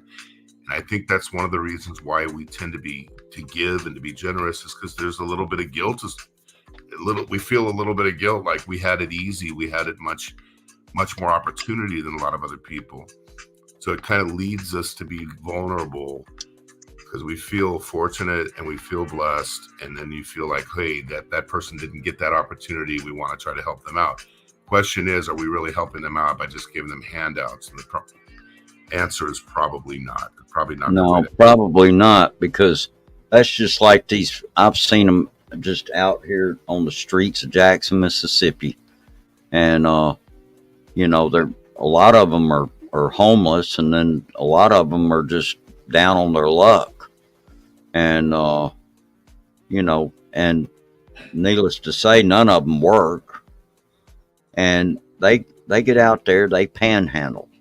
Mm-hmm. And to give people like that money, I remember a time when I thought I was actually helping people like that, so I'd give them maybe $1 or $2, to help them go get a meal or something, but no, you're not helping them. You're actually you're actually aiding and abetting a bad cause by doing that. I felt that way too. I used to feel so much compassion for homelessness. LA has a big homelessness problem. People from all the United States move there because of the weather to be homeless.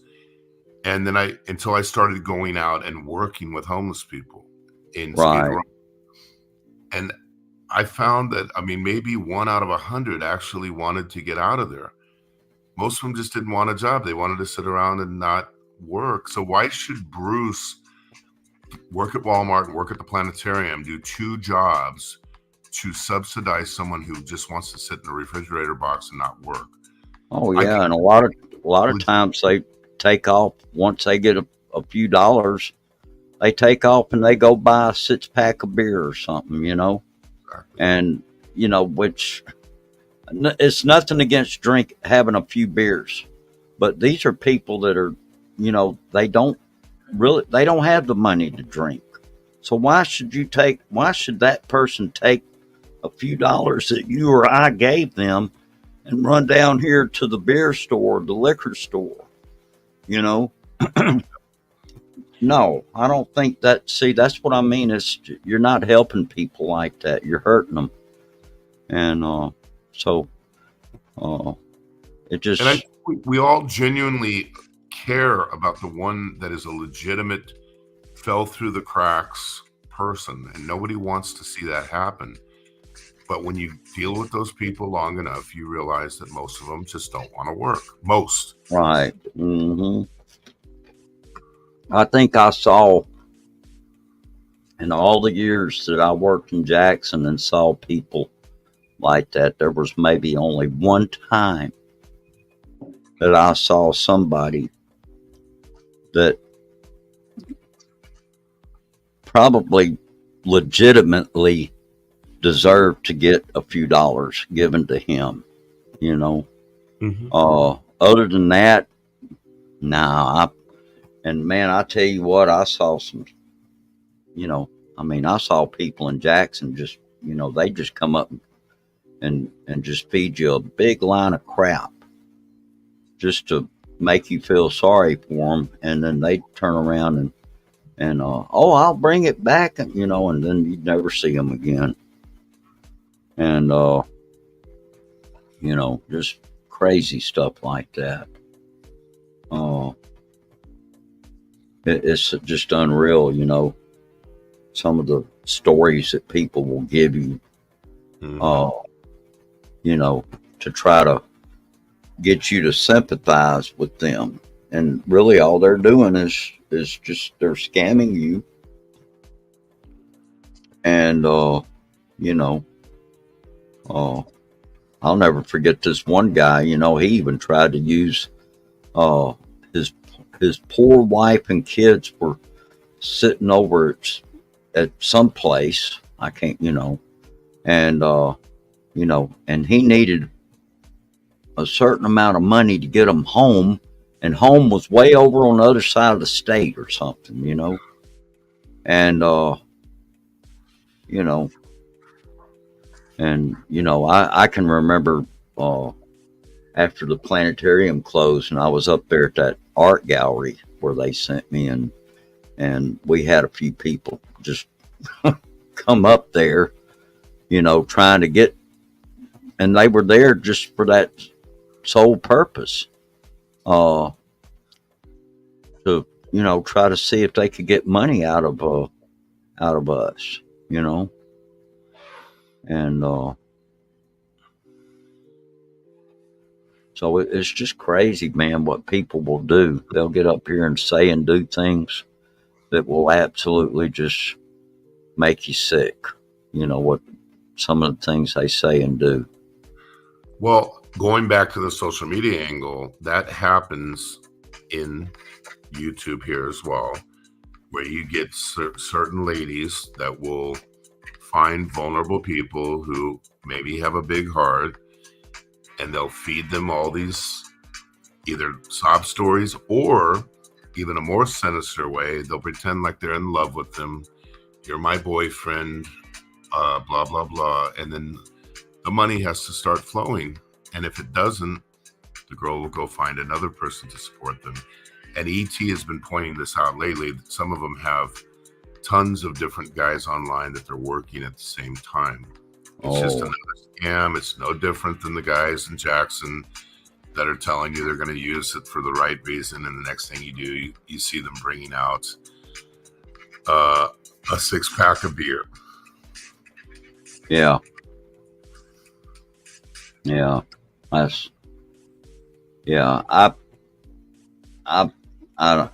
just bad, man. That's bad when people are up there doing that kind of stuff, It's really a shame. So I agree. Let's all be careful about who you're dealing with, and just be very careful that you're not enabling somebody to, continue to just do wrong, like that, to scam people and stuff, yeah. There's a lot of us here, hardworking people. JG, Luke, Tim, I think Tim, he said he started working at 16. Mark King, he's retired now, but he worked for a long time. Lee Yadao, she's a nurse over in California. And she works long hours sometimes, having to work overnight and stuff. There's others out here too. Icy, I know she works. Brett works. There's many of us. William, he works. Some of you I don't really know, but I'm sure a lot of you out here are workers. Hamsters, I know she works hard. There's been days when she'd send me a message and she'd tell me she was at work, and just wanted to check in on me, and I really appreciated her doing that, And Luke was even finding bombs there at his job. He's works with some kind of are you with the construction company, Luke? Is that what you do? Anyway, they work out there on the streets, and they found bombs up under the street that go back to World War I. Oh my goodness. Yeah, they're in Belgium. Yeah, well, Mark King, he started working when he was only about 8 years old. Well, okay. So you just listed all the people that work, and you were working 2 jobs. So I'm curious, from your perspective, what is the appeal of excessive social media for people who are working and interacting with people already anyway? Well, I can tell you this right now, and this has just been my own experience with it. If you're at work and you're spending, time,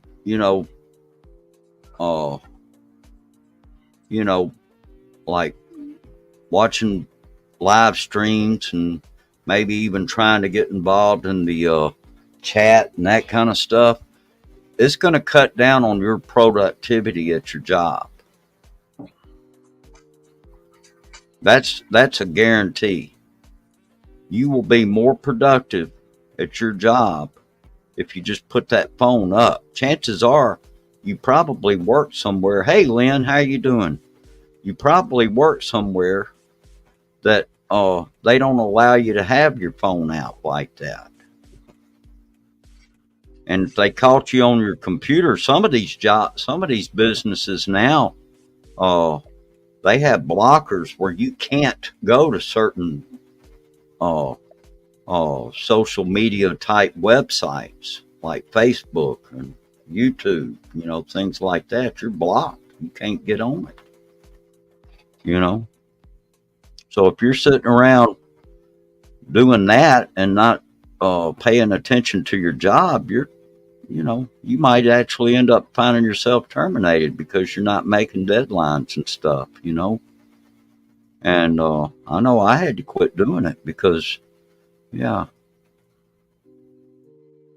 Okay, see, Mama H says she can't even have her phone at work. Even smartwatches are not allowed. So, see, that's what I'm saying. You're breaking a rule right there. So, and that's part of the dis-ease. Yeah. What are my thoughts with people who keep blaming social media for their unhappy life? Well, it really comes down to a choice, Icy. You can choose to, if you're having trouble with certain people on social media and it's causing you to be unhappy, you got a choice. You can either continue to, put your hand back on the hot stove expecting different results, which means you're going to get burnt again and again and again, or you can put it away. Go find something else to do. No, see, I look at it different. I think people aren't blaming social media. They're looking to social media to give them a happy life. And I think that's a huge mistake personally. That's why I limit my social media to just 5 to 10 minutes a day. I try to limit it to on a big day, maybe 10 or 15 minutes. Right. Now, if you got a YouTube channel and you set aside a certain time to do your live stream or maybe to, connect with certain channels, but you got to put a limit on it because you've got all these other things that you've got to be doing with your life. You can put that pie up there like that's your 24-hour day. Mm. Now you got to spend a certain amount of that time sleeping. It's not, it is exactly, Icy. It's a personal problem, and it's not the fault of social media. Social media didn't do it. It's a personal problem, and that was the whole purpose of doing this live stream, was to bring this up and get it out here, so that we can all, once we leave here, we can stop, take some time out. Stop and think about what you do on a daily basis or maybe a weekly basis, depending on your schedule, No, and that's exactly it, Ice. It could be a blessing. Like it was a blessing that I got to meet E.T. and Mrs. Hapster. Oh, absolutely. Blessing. Yeah. It's a blessing to me that you're up here on the panel with me today. E.T. I mean Big E. That's a blessing for me. And I forgive you for forgetting my name. It's okay. I'm sorry. I get tongue twisted. I'm sorry. No, it's true. It's a blessing because you get to meet people and talk, but then so I agree with you 100%, Ice. You have to be able to have the discipline yourself to walk away, to turn it off, to go and have real face-to-face encounters with people. And I think that's what we're really talking about. Not eliminating social media, but keeping it in check to where it doesn't rule you. It doesn't Exactly. become the master of your life. Yeah. Ampri got it right. Social media is either a blessing or a curse to anybody. It's their choice. It's a choice. You can choose to allow it to control you,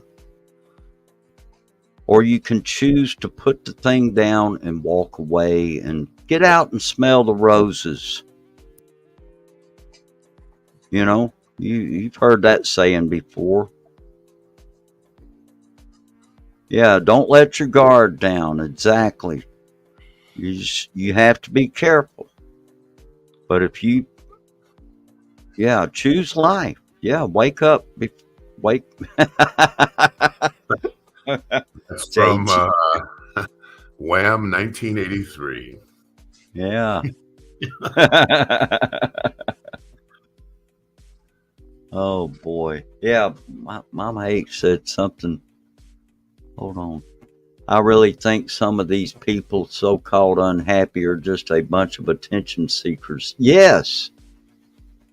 That's something else to think about. You know, there's plenty of people out there, and they're trying to, they're attention seekers. And yeah, they want you to come in and feel sorry. Yeah, you know, they want you to have a pity party with them. You know? And I don't want to have no pity parties. My gosh. You know, You don't want it at age 65. I mean, I'm 65 years old. I don't need to have any more pity parties in my life. You know, then drama happens. Exactly. And when people react to what they put out there, they get bent out of shape. Yeah, that's right. And then, oh, poor me. Just, you know, I mean, I can hear the violin sitting there playing, you know. Wow, wow, wow, wow. Oh, boy. And I think that song was before he got busted for indecent exposure at a park in LA. Yes. I mean, you know, everybody's going to have a different situation, okay? And, you know, I know some people, they run into bad luck. They end up in bad circumstances. Some people are actually, how should I put this? Unjustifiably,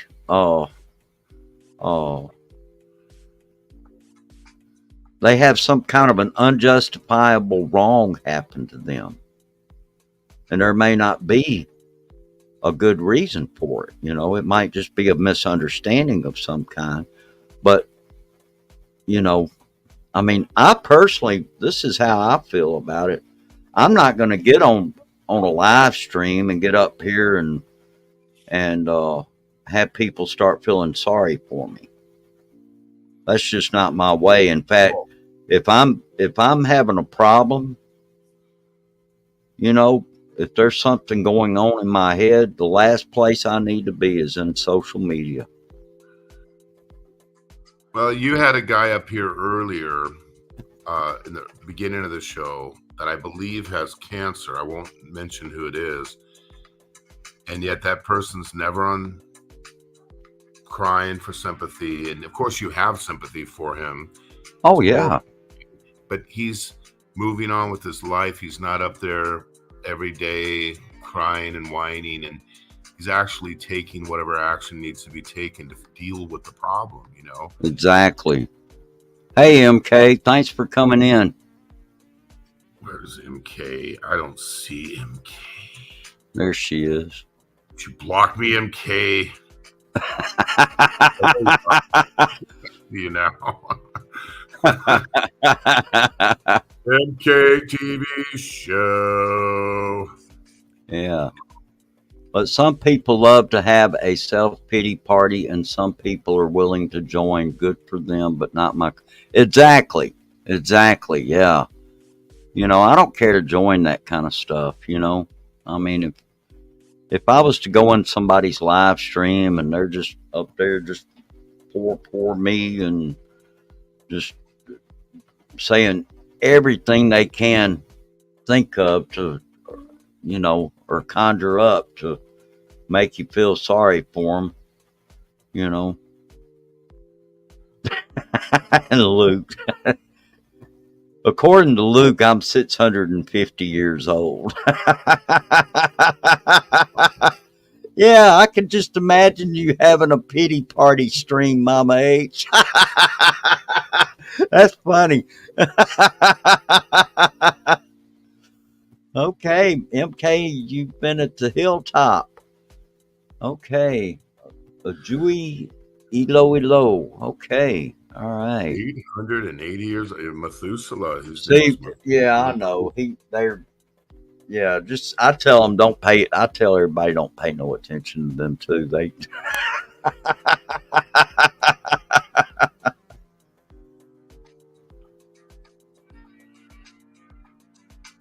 Oh, older than dirt. Boy, I'm really old now.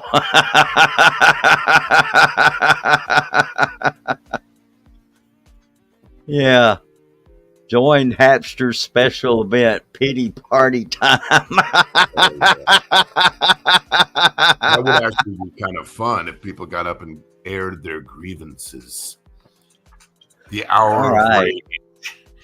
Hey, Icy, I'm glad I could make your day today. And yeah, I did that. Well, the laugh was out there for everybody. But I'm glad to know that one person came in here and it made their day.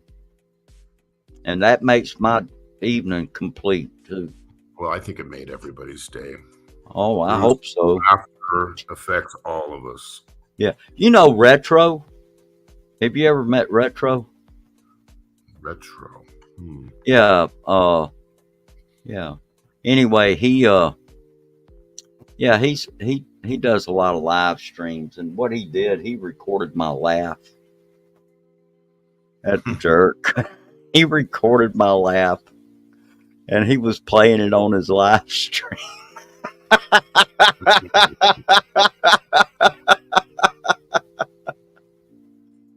Oh boy, it was funny.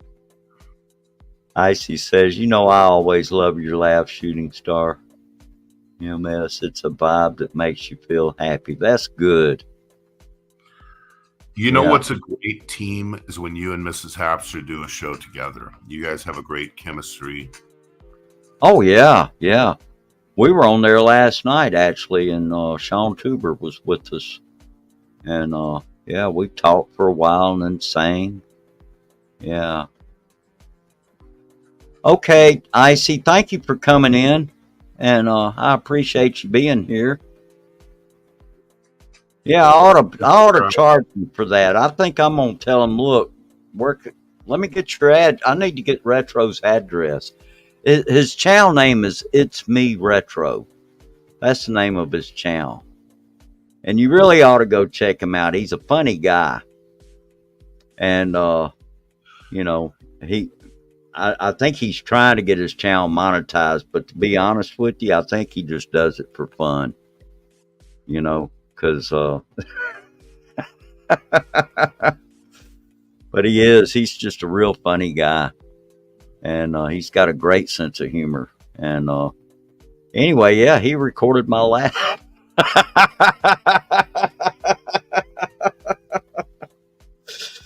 But yeah, I need to was that the real laugh, or was that the recorded laugh?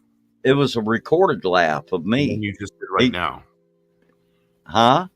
Oh, no, that's me laughing. I don't have a recording of me. I thought you might have pushed the button and played his recording.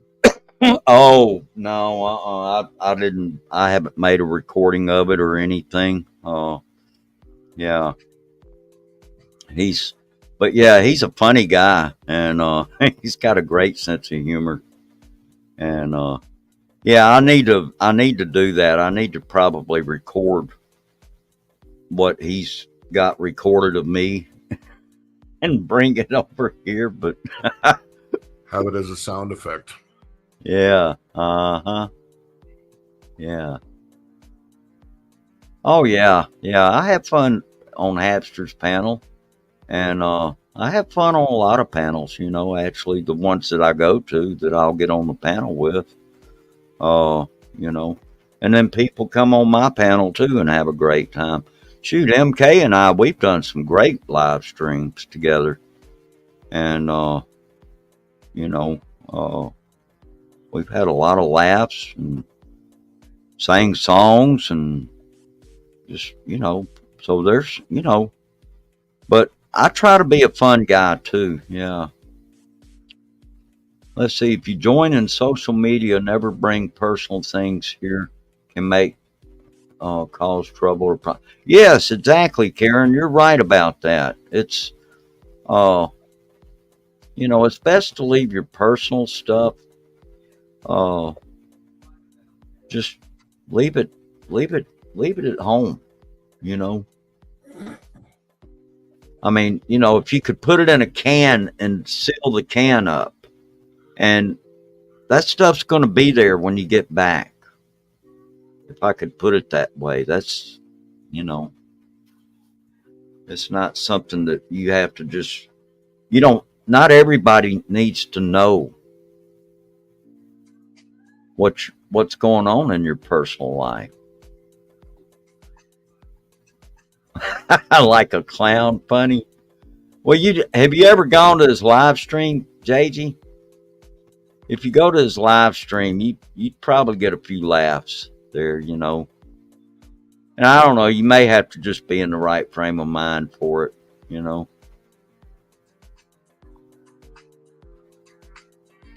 Yeah, Sean's got 800 tabs open. Yeah, social media is dangerous. There are ads that suck you into buying junk. Yeah, you're right about that. Yeah. Some of those ads are way, way too long. In fact, they shouldn't even be running them as ads. I think. Oh, I've seen several of them like that. They just, they run too long trying to sell a product, you know. Not to mention if you're at a premiere and you got a 40, 40-minute ad that's got to be, and I know some people, are like, oh, I should not, shouldn't skip the ad because the host makes some revenue off of you running the ad and everything. Look, I'll be honest with you. If you come to my live stream and you see that there's a long ad that you got to sit through, skip that damn thing. Seriously. I mean, if it's like a little 30-second ad or something, let it play. Don't sit there through, I've seen people miss entire premieres and then would have to go back and do the replay, all because of an ad that was too long. And I'm like, no, Or you could get YouTube Premium, which is what I do. It's only here in the Philippines. I think it's only $8 a month, and I never see ads. Yeah, I may ought to do that because I get tired of seeing some of that junk. And hey, Shooting Star, what are ads? Well, they run them, if you don't have YouTube Premium.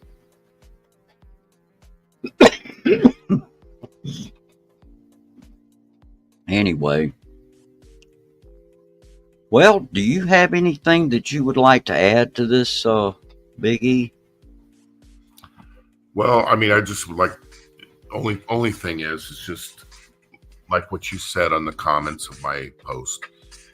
Life is like a pie. If it's 8 pieces or 12 pieces, give social media its piece, but let it only be one piece. Don't give it, don't make it your whole life. If you want to Exactly. be sane and to have healthy relationships, just make it a sliver of your life. And it's up to you to decide how big or small that is. For me personally, the best way for me to live my life is to limit YouTube and to 10 minutes a day, 15 minutes, and then I go out and do other things. But that might not be true for everybody. Maybe they can do longer, or maybe they need to do none at all, depending on how obsessive they are. But if YouTube is cutting into your face-to-face relationships, into your love life, or into your work or anything else, turn it off for a while until you get a handle on it. That's my... I think you said that very well. Yeah.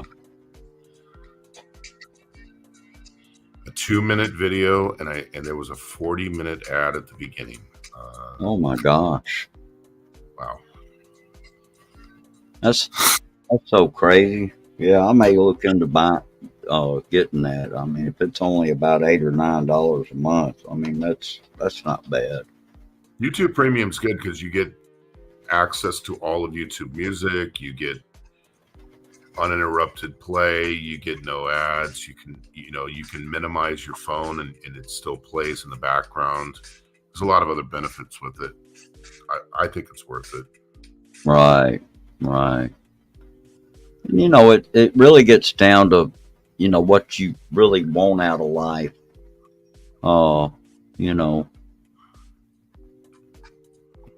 Oh, you're very welcome, Anna, and I thank you for being here. I sure do.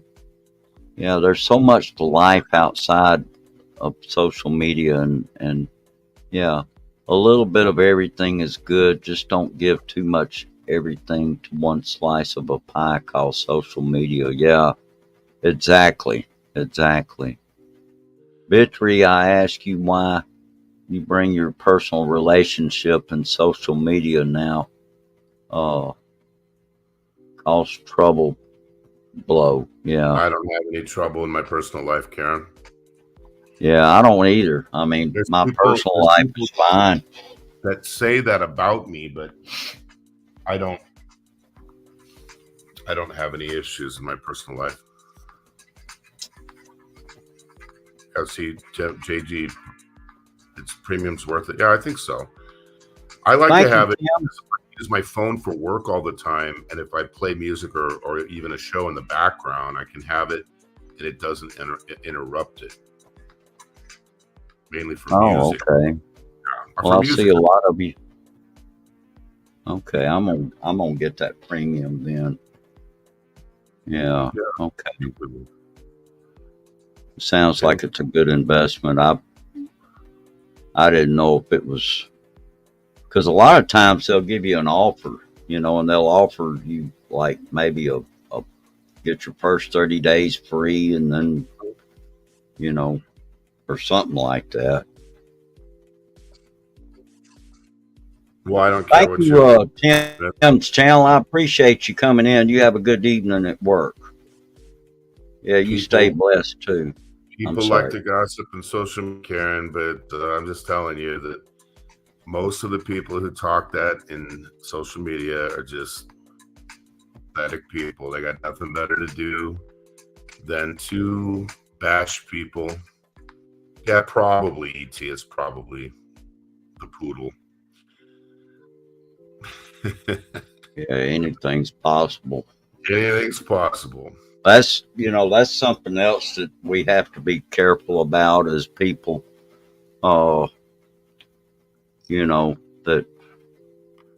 they have so many different accounts, and of course, they're just trolling. Oh, you're very welcome, Tim. Thank you very much for being here. But welcome back, Sis Sunny Stormy. Thank you very much. Yeah.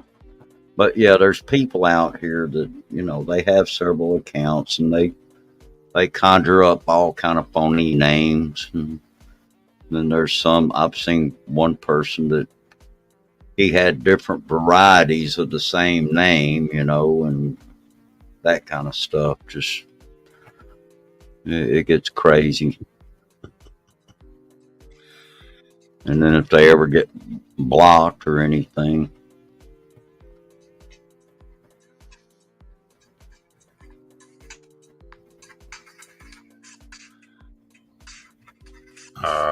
Yeah, that's just the poodle and mix coming in. oh, okay, I will help you with yeah, okay.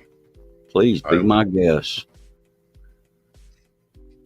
Bye bye.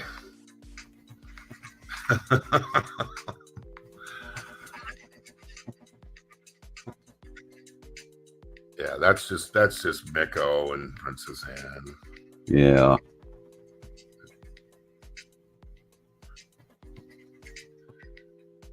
But anyway, I mean that underscores what we're talking about here. We're talking about people who have dozens and dozens of accounts. They just go around agitating, trying to disrupt the show. I mean, what kind of a life is that? And then people get all into it. They get all freaked out about it. Now that becomes the topic.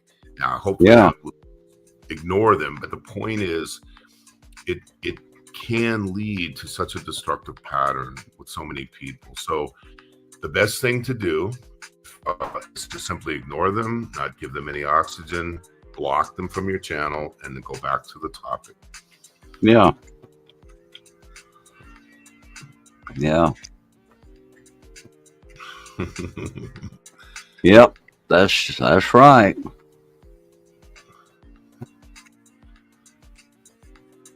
Yeah, And another thing too, just real quick, like it's not even worth debating people on here because, okay, they have a personal issue with me. Let's say I'm the person at this point. Do you think that anything they say in YouTube is ever going to move the needle? Like it's going to stop me from living my life, doing what I do? Of course, it's not going to. It's not going to stop you from doing your show, having them come in here and say, "Oh, you're a hypocrite, Bruce." It's not going to change you because you're not a hypocrite.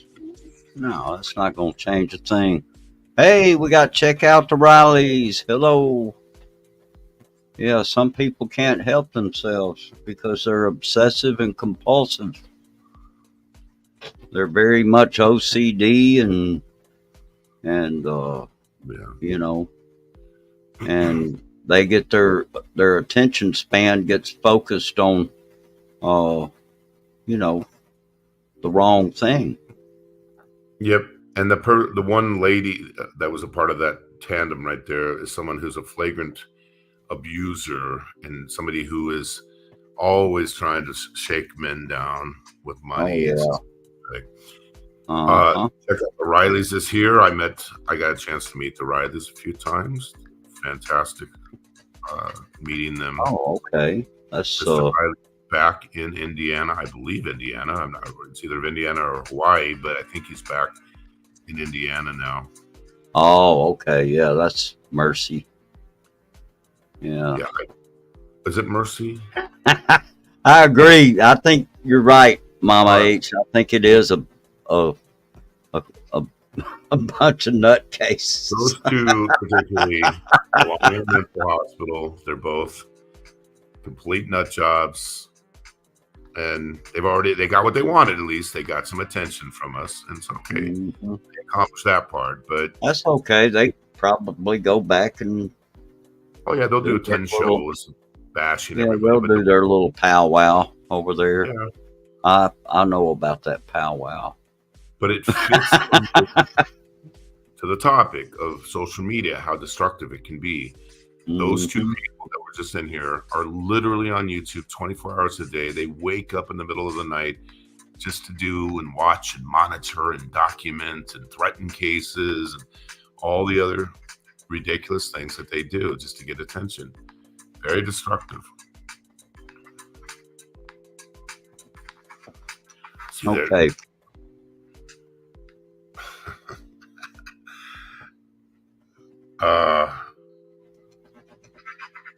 Get out of here. Get out of here. I know that. See that they have an endless amount of accounts. I mean, Oh it's yeah, funny. I know. I think it's hilarious because it shows that it kind of proves the point of everything we've been saying this whole time. Uh-huh. None of those things that are said has any effect on anybody. It doesn't affect me. I don't. And if it affects other people, I don't care anyway. No one's paying my bills around here, so if people don't like me because what a troll says, it doesn't affect me one bit. But it fits into what we're talking about on this show. And going back to that picture that you showed, those knuckleheads, those two people that are coming in here right now, that's who those were written about. Those two knuckleheads. Yeah. That's what that picture was drawn all about. Love it. Bring it on. Bring it on. Bring it on.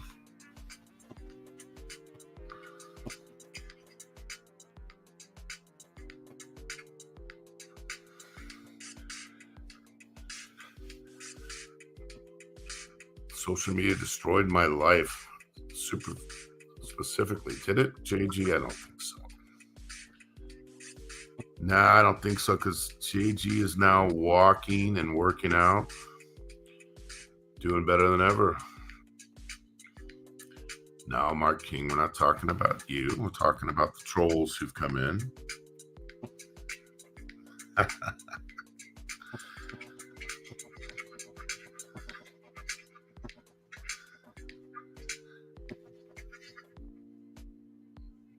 Here you go, Mama H.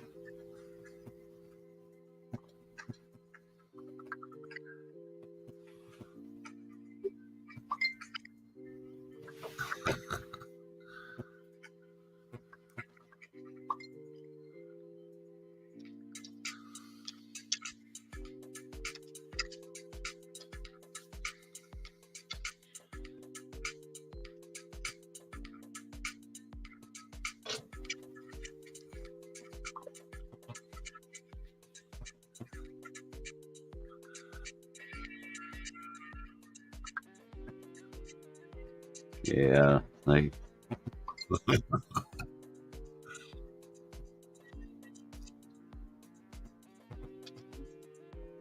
These people, like those you guys block, don't have any life at all outside of social media. They don't. no, they don't. Uh-uh. That's why they act that way. That's right. They have nothing better to do. They have absolutely nothing better to do. And I tell you what.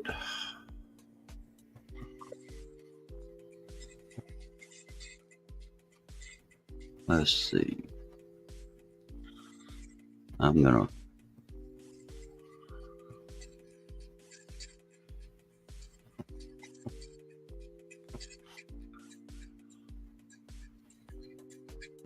So I'm gonna start giving some of these people back their jackets. yeah, they're cold. They need a jacket. Yeah. Official whack whack.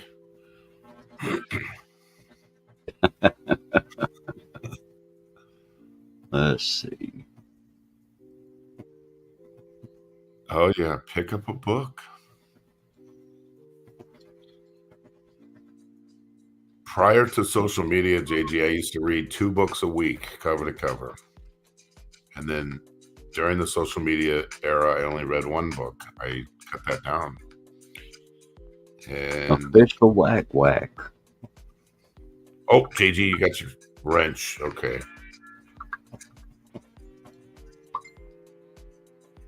Oh, there she's back. The poodle's Yes. back. Hey, Mama H, how are you doing?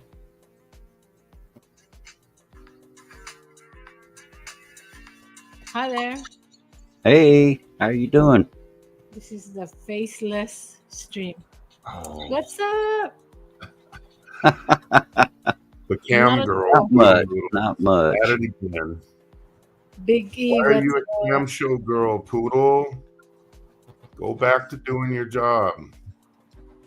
What are y'all talking about? Oh, they're getting Well, attacked by, okay. by the Poodle Noodle and Miko right now. So, Uh-huh. Oh, that's funny. oh yeah, JG, the Subway. I love reading books. I love the old-fashioned bookstore, and I had quite a nice library there. Come on, Poodle. Give us some more. Give us some more. Yeah, come on back. How you guys doing? Hi, everyone in the chat. Hello. Mrs. Hapst is in the house. How are you? Oh, yeah. It's a biggie. It's good to see you, Mama H. Thanks for coming up. Yeah, likewise. I'm getting tired of typing. Oh, well. It's all right. Oh, boy. GGC. Who is Anpri, by the way? Let's see. I think that may be a. Oh, wait, that's April. Oh, okay. And Cool. praise. Oh, I love you guys. Who's Waku? Waku is in the house. Official whack whack. Right. Poodle's not me. Yeah, you're probably not since you're. Yeah. I think I kind of know it's Waku.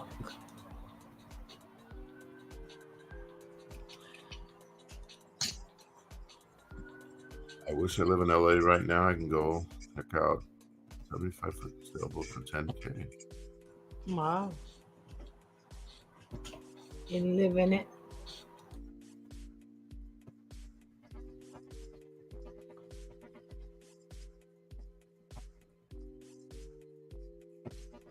Yeah, Luke's only got one channel. I have 2 channels, but I don't use I've it got for anything malice. Yeah, I've got a second channel, but I don't really do much with it. It does have a little bit of content on it though, but I don't really do much with it. It's mainly more of a companion channel, really, more than anything else, you know. And yeah, Yeah, I use mine for just a bunch oh, of shit. ET knows who I am. Okay, all right, that's good. Okay, yeah. Well, anyway, since we know that there's been an invasion of the well, that's a good thing actually, to get an invasion like that, I guess. It knows you know it's I've been told that that's a good sign, when people when you have that kind of thing happen. Absolutely. Yeah.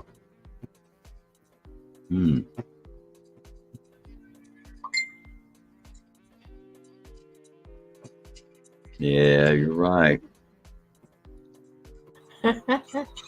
You're right. Oh boy.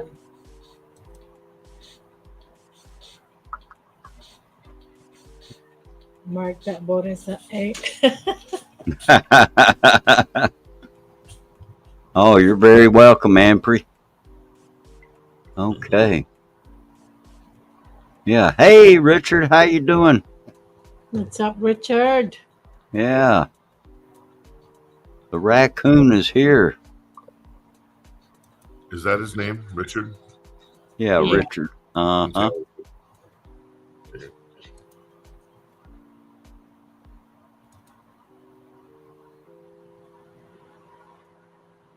Anyway, I've been called worse than a hypocrite. Yeah, that's pretty mild stuff on YouTube. Oh, yeah. Yeah, that's mild. Uh-huh. I have been called worse. Yep. Anyway. Yeah. Anyway, I also did an update on what's that thing? It's in the settings. You go in there and uh, uh, it's like the channel rules. I Yeah. think something like that. Y'all know what I'm talking about. To Yeah. Yeah. Yeah. be respectful and just certain rules that you have, and it's very obvious that they had no respect or regard for the rules, so they got just exactly what they deserved. And the guidelines, yes, that's it, Richard. Thank you. Yeah, because if they had any regard for those guidelines, they wouldn't come in here and start saying stuff like that. Not toward me or anybody else in here for that matter. And so, yeah. So anyway, I know what they're going to do. They're going to go back. They're going to talk about us. You're gonna talk about us, huh? And yeah, and you know what? I'm not going to lose a bit of sleep over it myself. You Nah. know, I'll I've got something I'm going to do tomorrow, so I'll get outside in the yard I'll let I'll and let ET handle that one. there you go. ET, you got it. Yeah.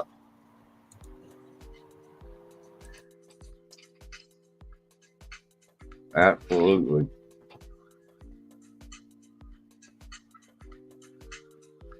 Oh my gosh, poor JD.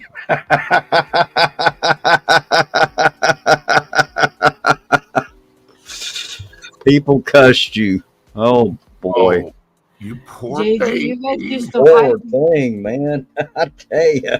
He can handle Brooklyn, but he can't handle the poodle noodle calling him name on YouTube. Actually, I got a good one here for that.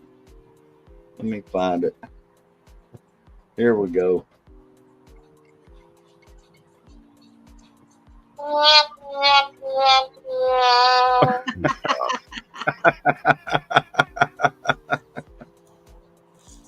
Oh boy. No, I remember when JG and all the old group we used to have, Bruce. They used to time me out and hide me. I didn't get by hurt. Oh, I hear you. You know, I'm still here today. I look. I'm too old to get butt hurt. You know. I mean, I tell you what. I've had. If I could go back and, I mean, if I could tell you and see, here we go. I'm not going to tell you about things that happened in my personal life in the past because it's really not people's business. But I have had some things happen to me that were way a lot worse than that. What what that guy come in and said, and I mean, yeah. So I won't lose a bit of sleep over that. No, Luke, I won't go back. Go back where? Hey, Mama H, we're part of a group now, I guess. What kind of group is that? Group I don't of know. Ask Americans? Richard. He's up there saying Bruce and Mama H just joined being part of the group, as they say. I am a member of group. I am my own group. Yeah. You know what, though, is kind of sad is that I don't think any of us here on this panel get affected by it. I've never gotten affected by it. Yeah. But I think that a lot of the Filipinas that they attack, they do get affected by it. They get deeply affected by it. And it's kind of like a form of cyber terrorism. I don't personally care one bit what some loser in Ireland or some loser in Mindanao says about me, but I have seen how different people that I know personally get deeply affected by the words of these people, and they shouldn't. shouldn't let this affect you. No, nobody should make you feel, uncomfortable just because of what they say about you online. I mean, come live on, step on my shoes. Come see me. I'll show you Yeah. around. I like what Mark King just said. He says, the only time I got butt hurt was when my dad took a belt to it. Yeah, me too. I think that's about the only time I've ever really gotten butt hurt. I know, JG. Yeah, they're sad, they're lonely, miserable people. Exactly. And And imagine some of these people, Bruce, like missing teeth and cockeyed and ugly faces. I mean, come on. yeah, Show the real people. uh-huh. Or in the one case, they will not ever show their face. They're too much of a coward to do that. So if you're Right. in their mommy's basement with 1,000 accounts, come on, what a life is that? It's pathetic. Right on.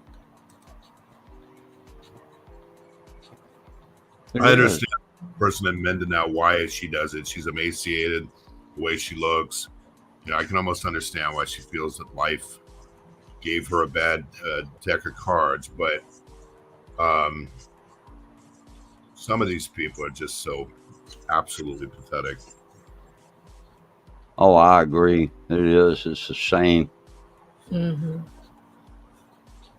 Yeah, right. And the thing about it is these people, they, they give things like YouTube a bad name.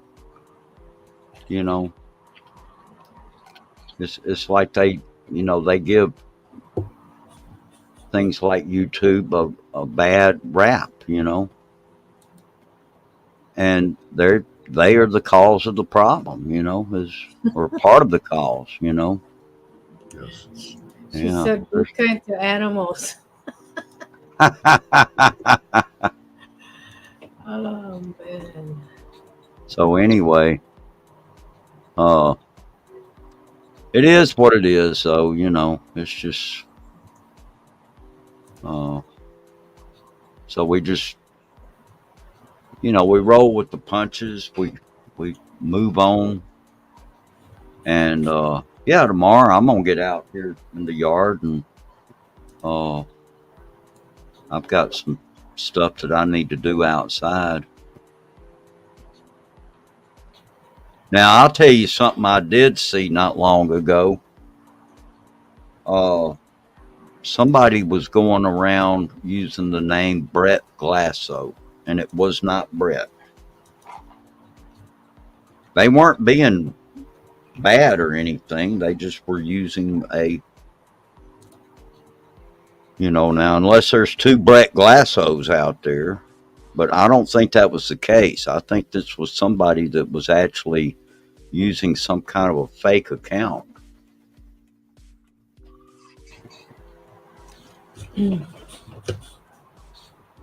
And because I saw Brett a few hours after that at another live stream, and it was not the same.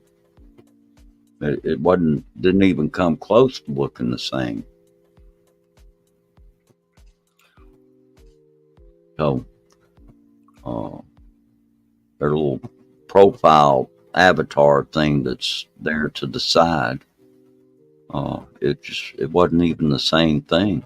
Maybe that means that you've arrived when you have copycat channels like that. Yeah, it could be, but this wasn't at my channel. I was at somebody else's channel, and they, yeah, it could be an internet monster. But if this was a monster, they were very very calm, So I mean, it could have been the last name was spelt different, Bruce. Well, that may be so, Richard. That might be. Maybe it was a different last name. Hmm. Might have been spelled a little different or something. I don't know. I just remember it was Brett Glasso, and I was like, and when I saw that person talking out or making comments out in the chat, I thought, that person just don't sound like Brett. And I had a blue wrench at this channel, and you've seen that same one around. Okay, all right. And I clicked on the little dots over there on the side, and I went to it, and there was no content there. And I thought, well, no, that's not Brett. But the host thought it was. And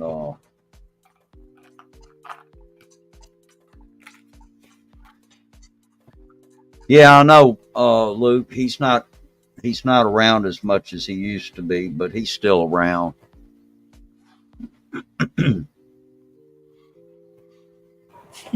Okay. No, it wasn't. No, it wasn't Brett Asplow. I know who's doing that.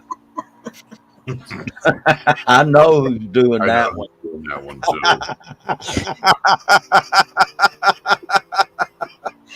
It cracks me up, you guys. Yeah, that person. He's got a.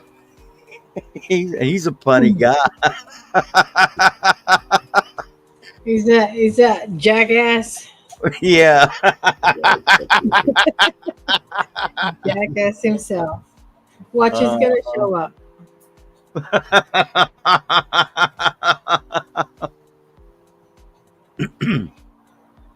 He knows I call him that.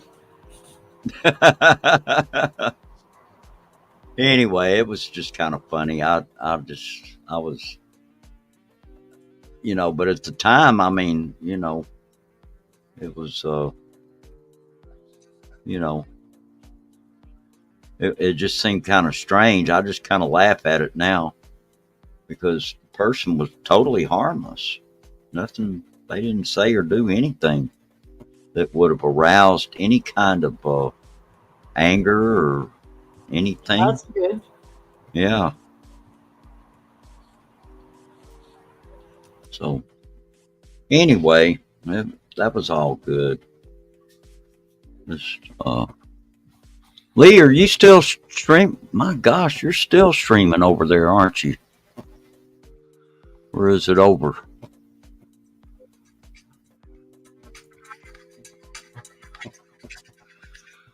Oh, it's over. Okay. Okay. That's so true there, John Tuber. You're correct. Yeah. Some trolls are funny, but when they attack with nasty intent, it's not fun. Yeah, you're right about that. Uh-huh. Yeah, E.T., you know who Asplow is, too. I think everybody knows who Asplow is. Yeah. It's pretty obvious, really,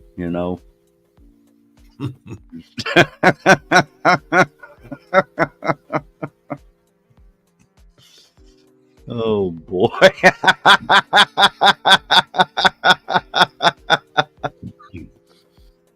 Oh, boy. Hey, Filipino Desert Gardener. Hello. Thanks for coming in.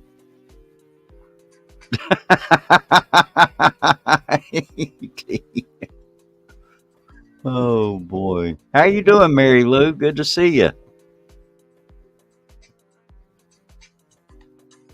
So, Bruce, you're planning on coming to the Philippines this year?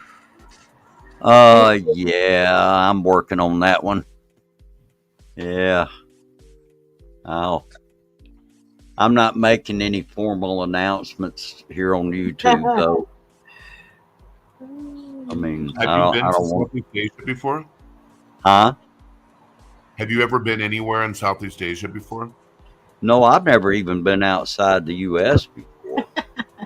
Wow. Okay. Yeah. This would be a shocker. Yeah. And, the sad truth is during all the years that I worked, I never had time to go anywhere, really, unless my job sent me somewhere. Now, when I worked at the planetarium, yeah, uh, they sent me to Nashville. They sent me to Florida a couple of times, but you know, uh, and two of those trips were to planetarium conferences, and then one of them was to learn about a new projector system that we had just gotten that ran 70 millimeter films, and so Well, yeah, only yeah, 20% of Americans have a passport, believe it or not. I know it seems incredibly low, but majority have never been out of the country either. yeah, that's true. Now I've got my passport. So I've got that in hand, and but yeah, well, Luke, it's pretty safe up here on the moon.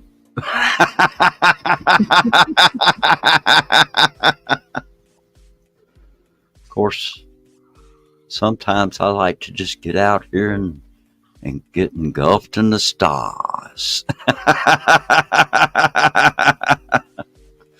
But it's nice to know I can go to the moon and chill.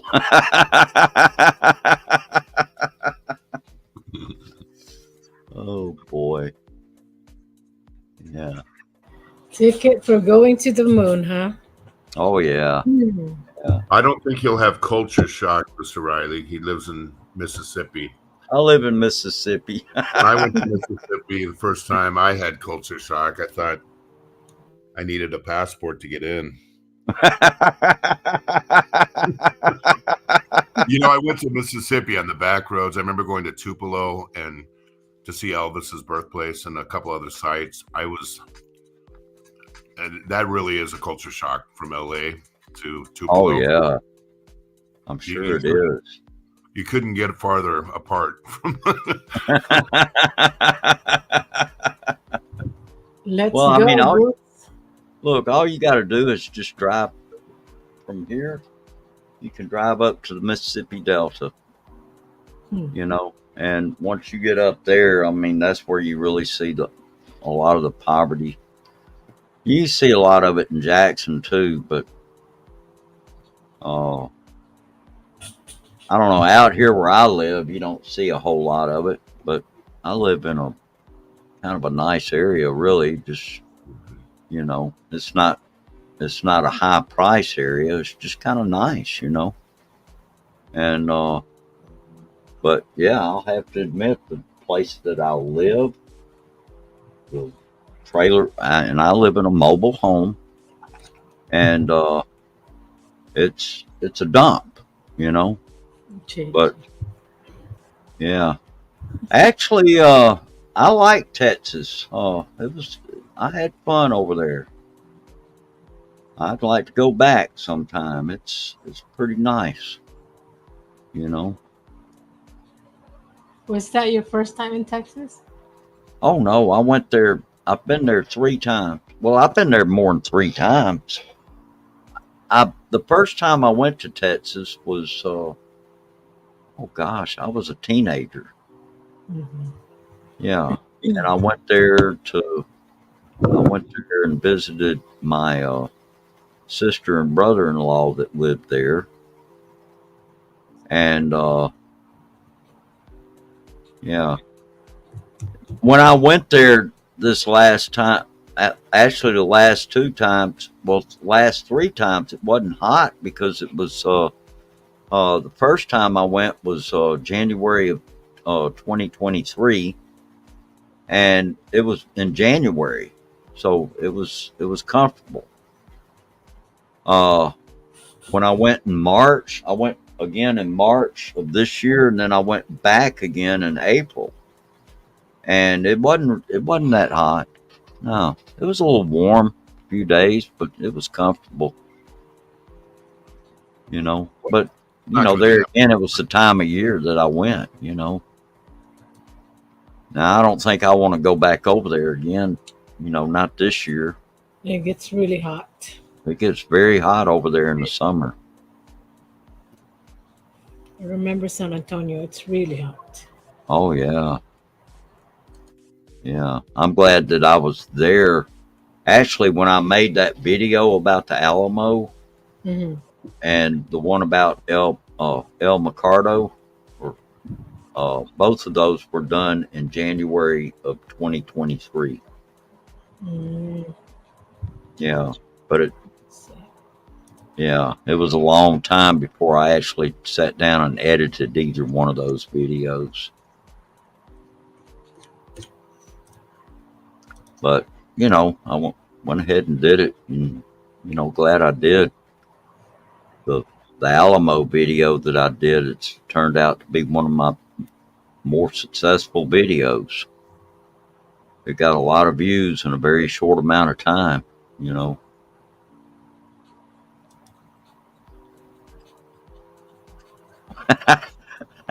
I don't think so, JG.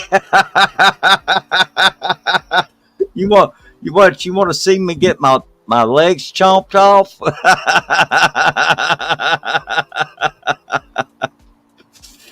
Oh boy.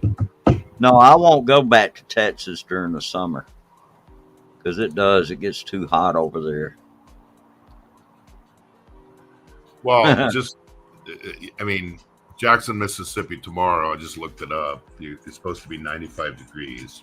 Yeah, and the heat index will be over 100 probably. It's not like Mississippi is a good antidote to Texas. Yeah, Brutally hot and humid there too. yeah, exactly. So, yeah, I mean, if I go somewhere where it's warm during the summertime, I want there to be some water close by. You know, the best place to go in summer is in New England. Oh yeah, In yeah, I bet Vermont. it is. Very nice. Uh, that would be nice. Now I am planning to go up to Georgia and Tennessee, and I've got cousins that live over there, and my cousin in Georgia lives up in North Georgia. It's up in the mountains. Uh, you know, it's probably still kind of warm, but cooler than here.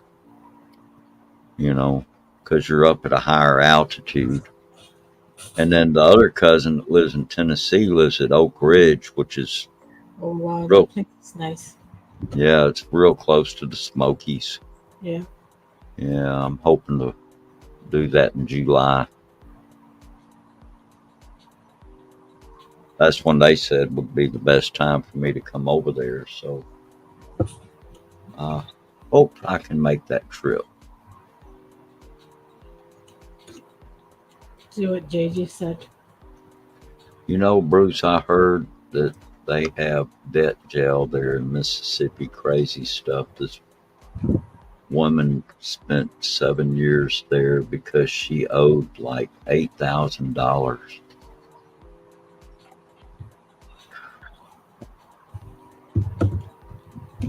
That is crazy. That's crazy.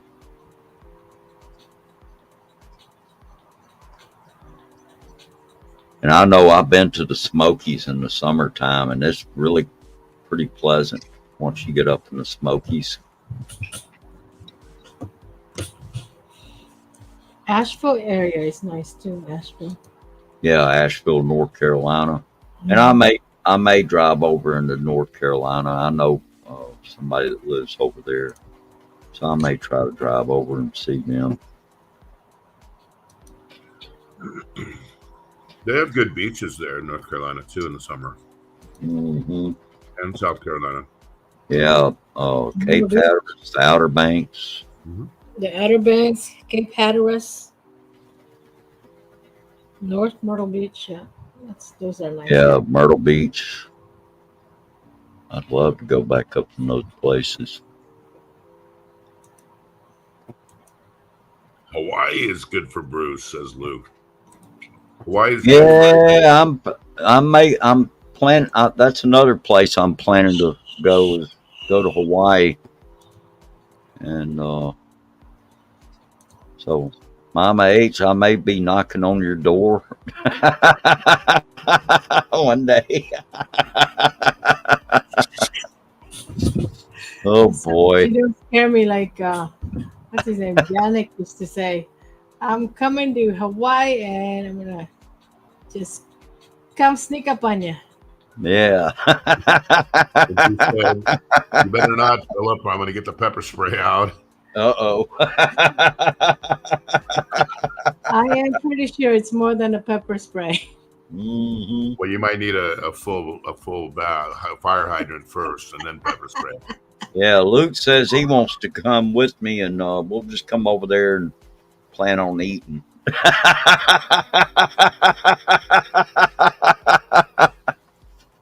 Now, see, this is some of the positive stuff that needs to be happening when we're in social media like we are right now. We need to be laughing and having a little fun, Mhm. Yep. you know? You say Hawaii's bullshit. Yeah. And not be like our intruders earlier. Man, You know, they come in and start labeling me as a hypocrite. And you biggest, you biggest fan. Bruce ringing Lorna's bell saying, I'm your biggest fan.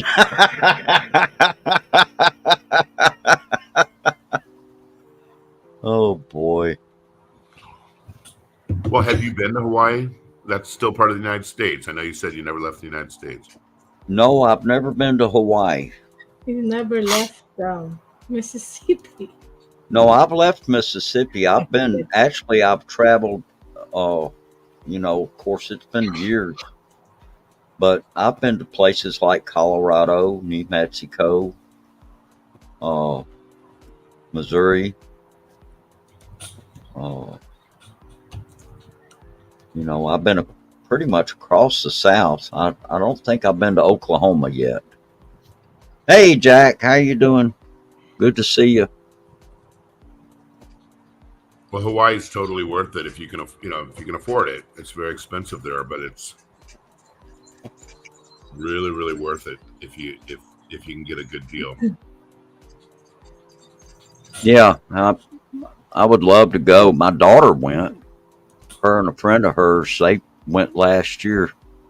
Stayed for, I think, about a week. Yeah, like if you go to Maui or Kauai, some of the outer islands, it's just really, really awesome. Right. I need to step away just a minute, guys. I'll be right back. Hey, Jack, hello. Hi, Jack. Just don't say that in the airport. In the airplane. Just don't say that. Any plans for Hawaii, Biggie? Maybe. Well, that's where I would like to retire one day. I mean, Yeah. I've been there maybe 4 or 5 different vacations, and I've stopped over. Back when they had the Hawaiian Airlines route, I used to stop over on my way to the Philippines there. I love Mhm. Hawaii. Hello, phantom guest. What's happening, Jack? Is phantom guest Balut John? No, that's Jack. Oh, Jack. Okay. Yeah. Not the Jack. How about you? Do you plan? Are you coming back to Philippines soon, or? Yeah, I just came back in March, but going back to Philippines in September. Very cool. Yeah, but only for I think I don't know 10 days maybe. Short. Well, Short. if you get time, you should come to Boracay.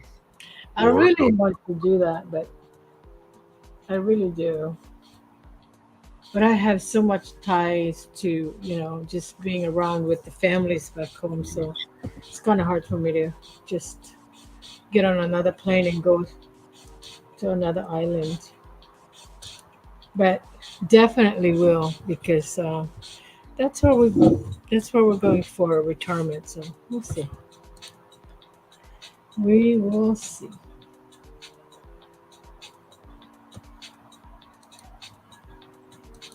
Bruce, got some music going on in the background, huh? Mm.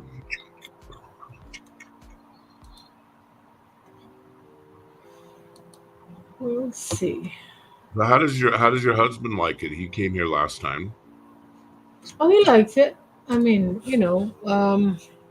he want to live here also, or is it mainly yes, you? that's the initial plan for after retirement, completely retirement. So Very cool. yeah, Okay, sorry about that, guys. he has no problem with Philippines. I mean, of course, he gets along with my brothers and my nieces and nephews because a couple of my brothers that used to live here in America moved. They moved back to the Philippines. Mm. Uh, That's funny, Mark.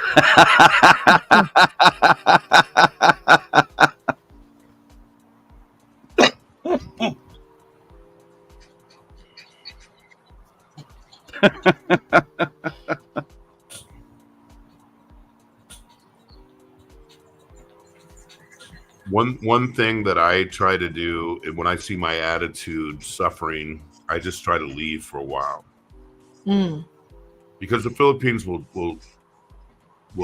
affect people one at some point in their life.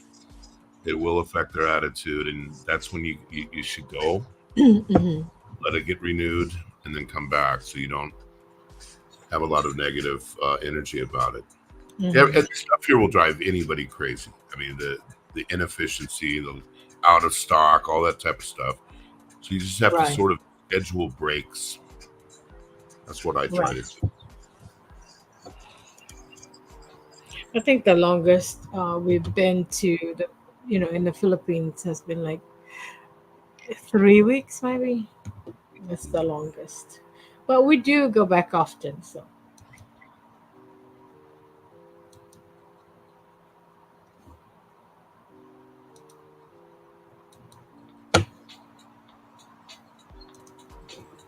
Well, I'm looking forward to going over there. Hmm. I think for a first timer, I think you'll be all right. Just connect with the right people, and Yeah, uh, exactly. just be open minded. Hmm. It's actually really easy, Bruce, because everybody speaks English, Hmm. and if you have the right apps on your phone, like Google Maps, and it's really a piece of cake. Okay. Oh, tuber, yay! Yeah, that's good. Yeah, I'm looking forward to coming to Hawaii too. Awesome. Yeah. Yeah, don't forget to bring me magnets, you guys.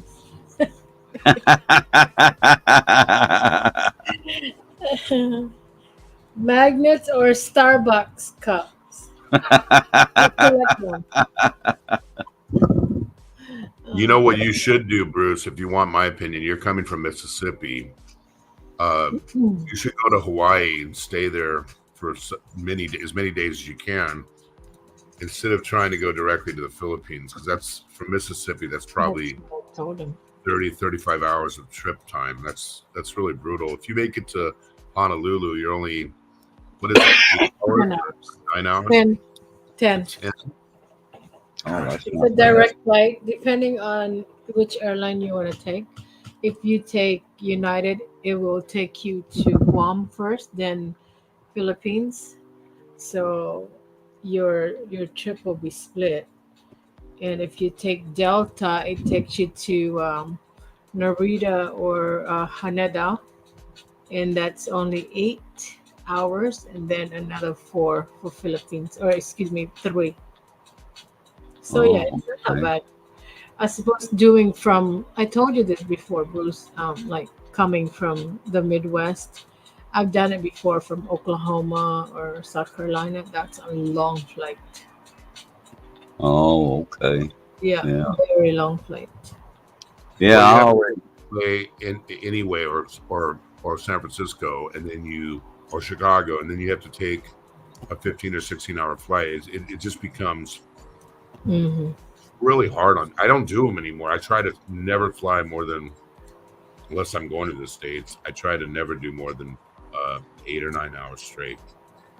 Yep. It's good to do split trips, the flight. Two, Okay. two hours, good. I know it's longer hours, but you're not getting, your body is not so tired when you get to But if Philippines. you can go to Honolulu and hang out for 2 or 3 days or something like that, 4 days, and Uh-huh. then go, then it's not that bad because it's just another 10 hours. Uh-huh. Yeah, JG, I've been thinking about that too, about the luggage. Yeah, because I know I'm gonna have to. I've got some luggage, but I'm gonna have to get probably something better than what I got.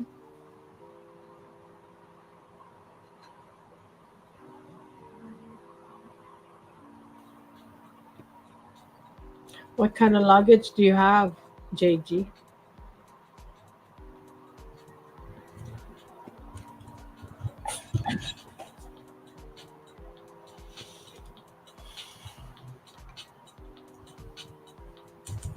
Yeah, I'll. Yeah, I. Thanks, Richard. Yeah.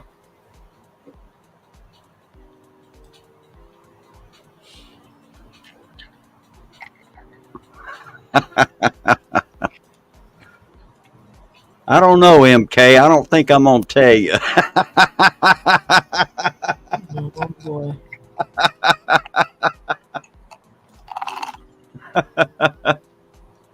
I have a feeling Bruce already bought that flight. You're just being quiet about it. Mm, Did you have you flown to Clark yet, Biggie? Mm-hmm. Yeah, It's being in the built up last quite a bit now, in and a the lot of last flights. year or so. It's been longer than that, but Okay. a little bit longer than that. But yeah, it's actually really good if you're going to go into northern Luzon or other places like Taiwan and stuff. They have flights directly from there that they don't have from Manila even. Hmm. Like if you wanted to go to Pagapud up in northern Ilocos, I don't think they have a flight from Manila anymore. You have to go to Clark. No, it's easier for me to drive from Pampanga to Ilocos. That's a I how, drive how there long? How long would that take though? between now it's 4 hours, 4 or 5. The highway is really nice. They built a new highway. Okay, because the last Yeah. time I did it, it was like 12 or 13 hours. Oh no, no, no, no, no. Yeah. well, anyway, I appreciate all the suggestions out here. Yeah. Self checkout counters. Ooh. What? Hey, Maritzas, how you doing? You guys Thanks like for coming self in. scanners? Um, Hola. yeah, it's not bad really. I mean, depending what airlines.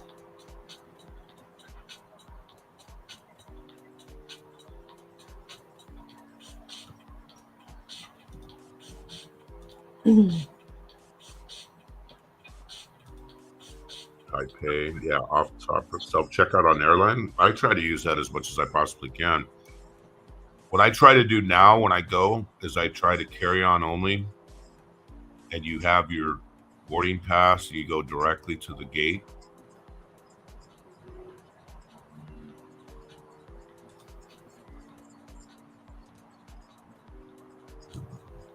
Oh,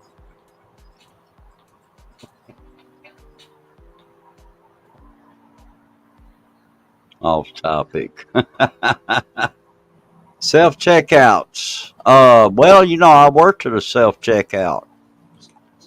Oh, you're talking about, I If you're thought talking you about Sean Walmart Tudor. airlines. self checkout, Yeah, I definitely I did. was actually the guy that there that whole last year, uh, Holy or cow. last year, couple of years that I worked at Walmart. They had me down at self checkout all the time. You know, every once in a while I'd go get on a regular register, but most of the time I was down there at the self checkout. And you know, I knew how to do things that these other people didn't understand how to do. I actually taught some of those people how to uh, do a lot of the stuff that they did.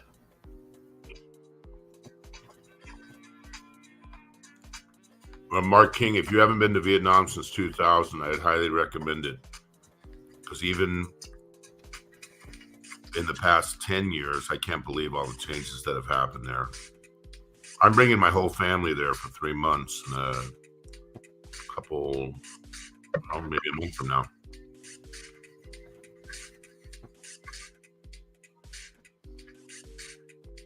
Get TSA pre-check, $80 for 5 years of speeding up the boarding process in the U.S. Worth every penny, Bruce. Oh, okay. And I got the TSA pre-checkout and then immediately moved out of the United States and never got a chance to use it even once. Oh, That's wow. only worth it, guys, if you travel, um, you know, often more than once a year. That's really worth it. But I mean, if you want to spend Yeah. $80, but in certain areas too, in Asia or any countries, depending where you go, some country doesn't even recognize that the pre-check.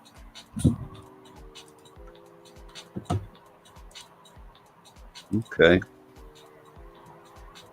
You hate flying it so long. And you know, the only plane times that I've flown, I mean, it's just been like short trips. Like, uh, I think from Kansas City back to Jackson was the longest flight that I ever did. And it even stopped in Memphis on the way. So it wasn't that bad. Mhm. That's Hey, Kamusta. that's the hardest part of all of this is the actual airport and flying part of it. I'm very tired of flying. I have to fly tomorrow, and I never look forward to going to the airport. I don't mind. I don't mind flying. I'm just Oh, tired of flying for 35 years. You just get sick of it. Mhm. right. I understand. Yeah.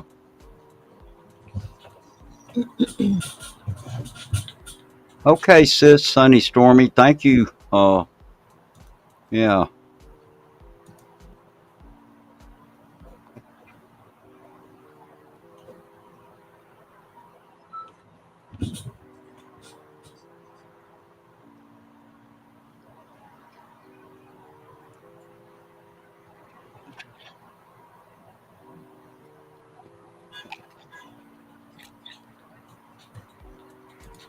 Well, anyway, yeah, that's something that I'm really looking forward to it. And yeah, how are you doing, Armani? Good to see you.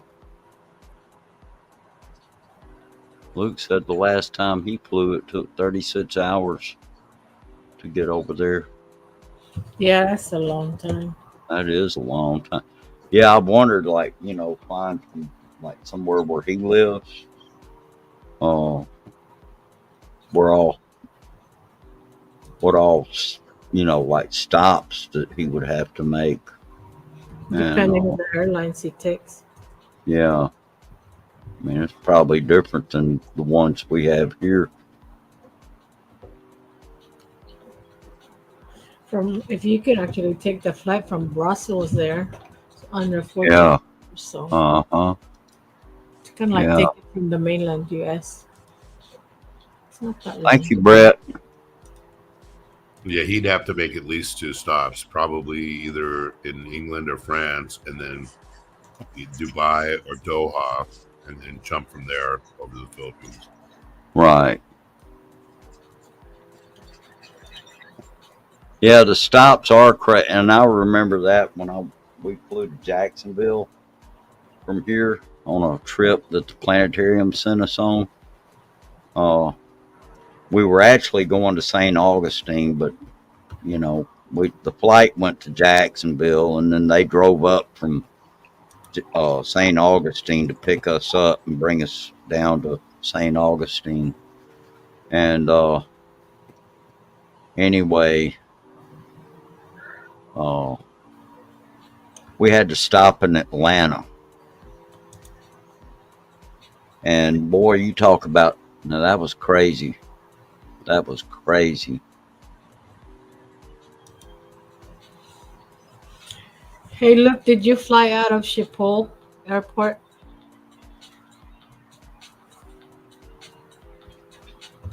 Bet you that's only that it took you like 20 something hours. I use that AG almost every day, Skyscanner. It's always Skyscanner. it's always my very first thing I check. Okay.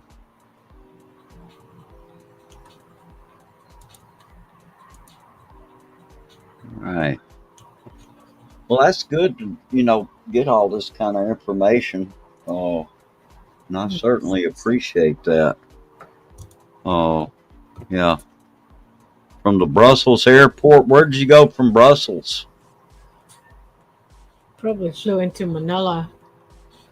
It's 20 something hours. No, Wow.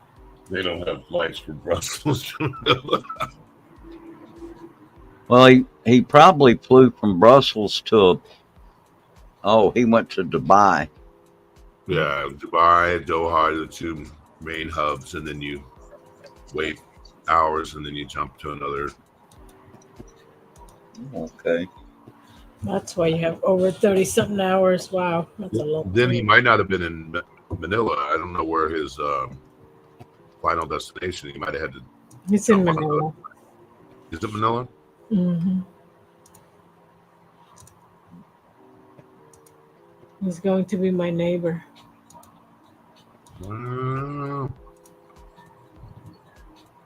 They have cheap flights from Broccoli?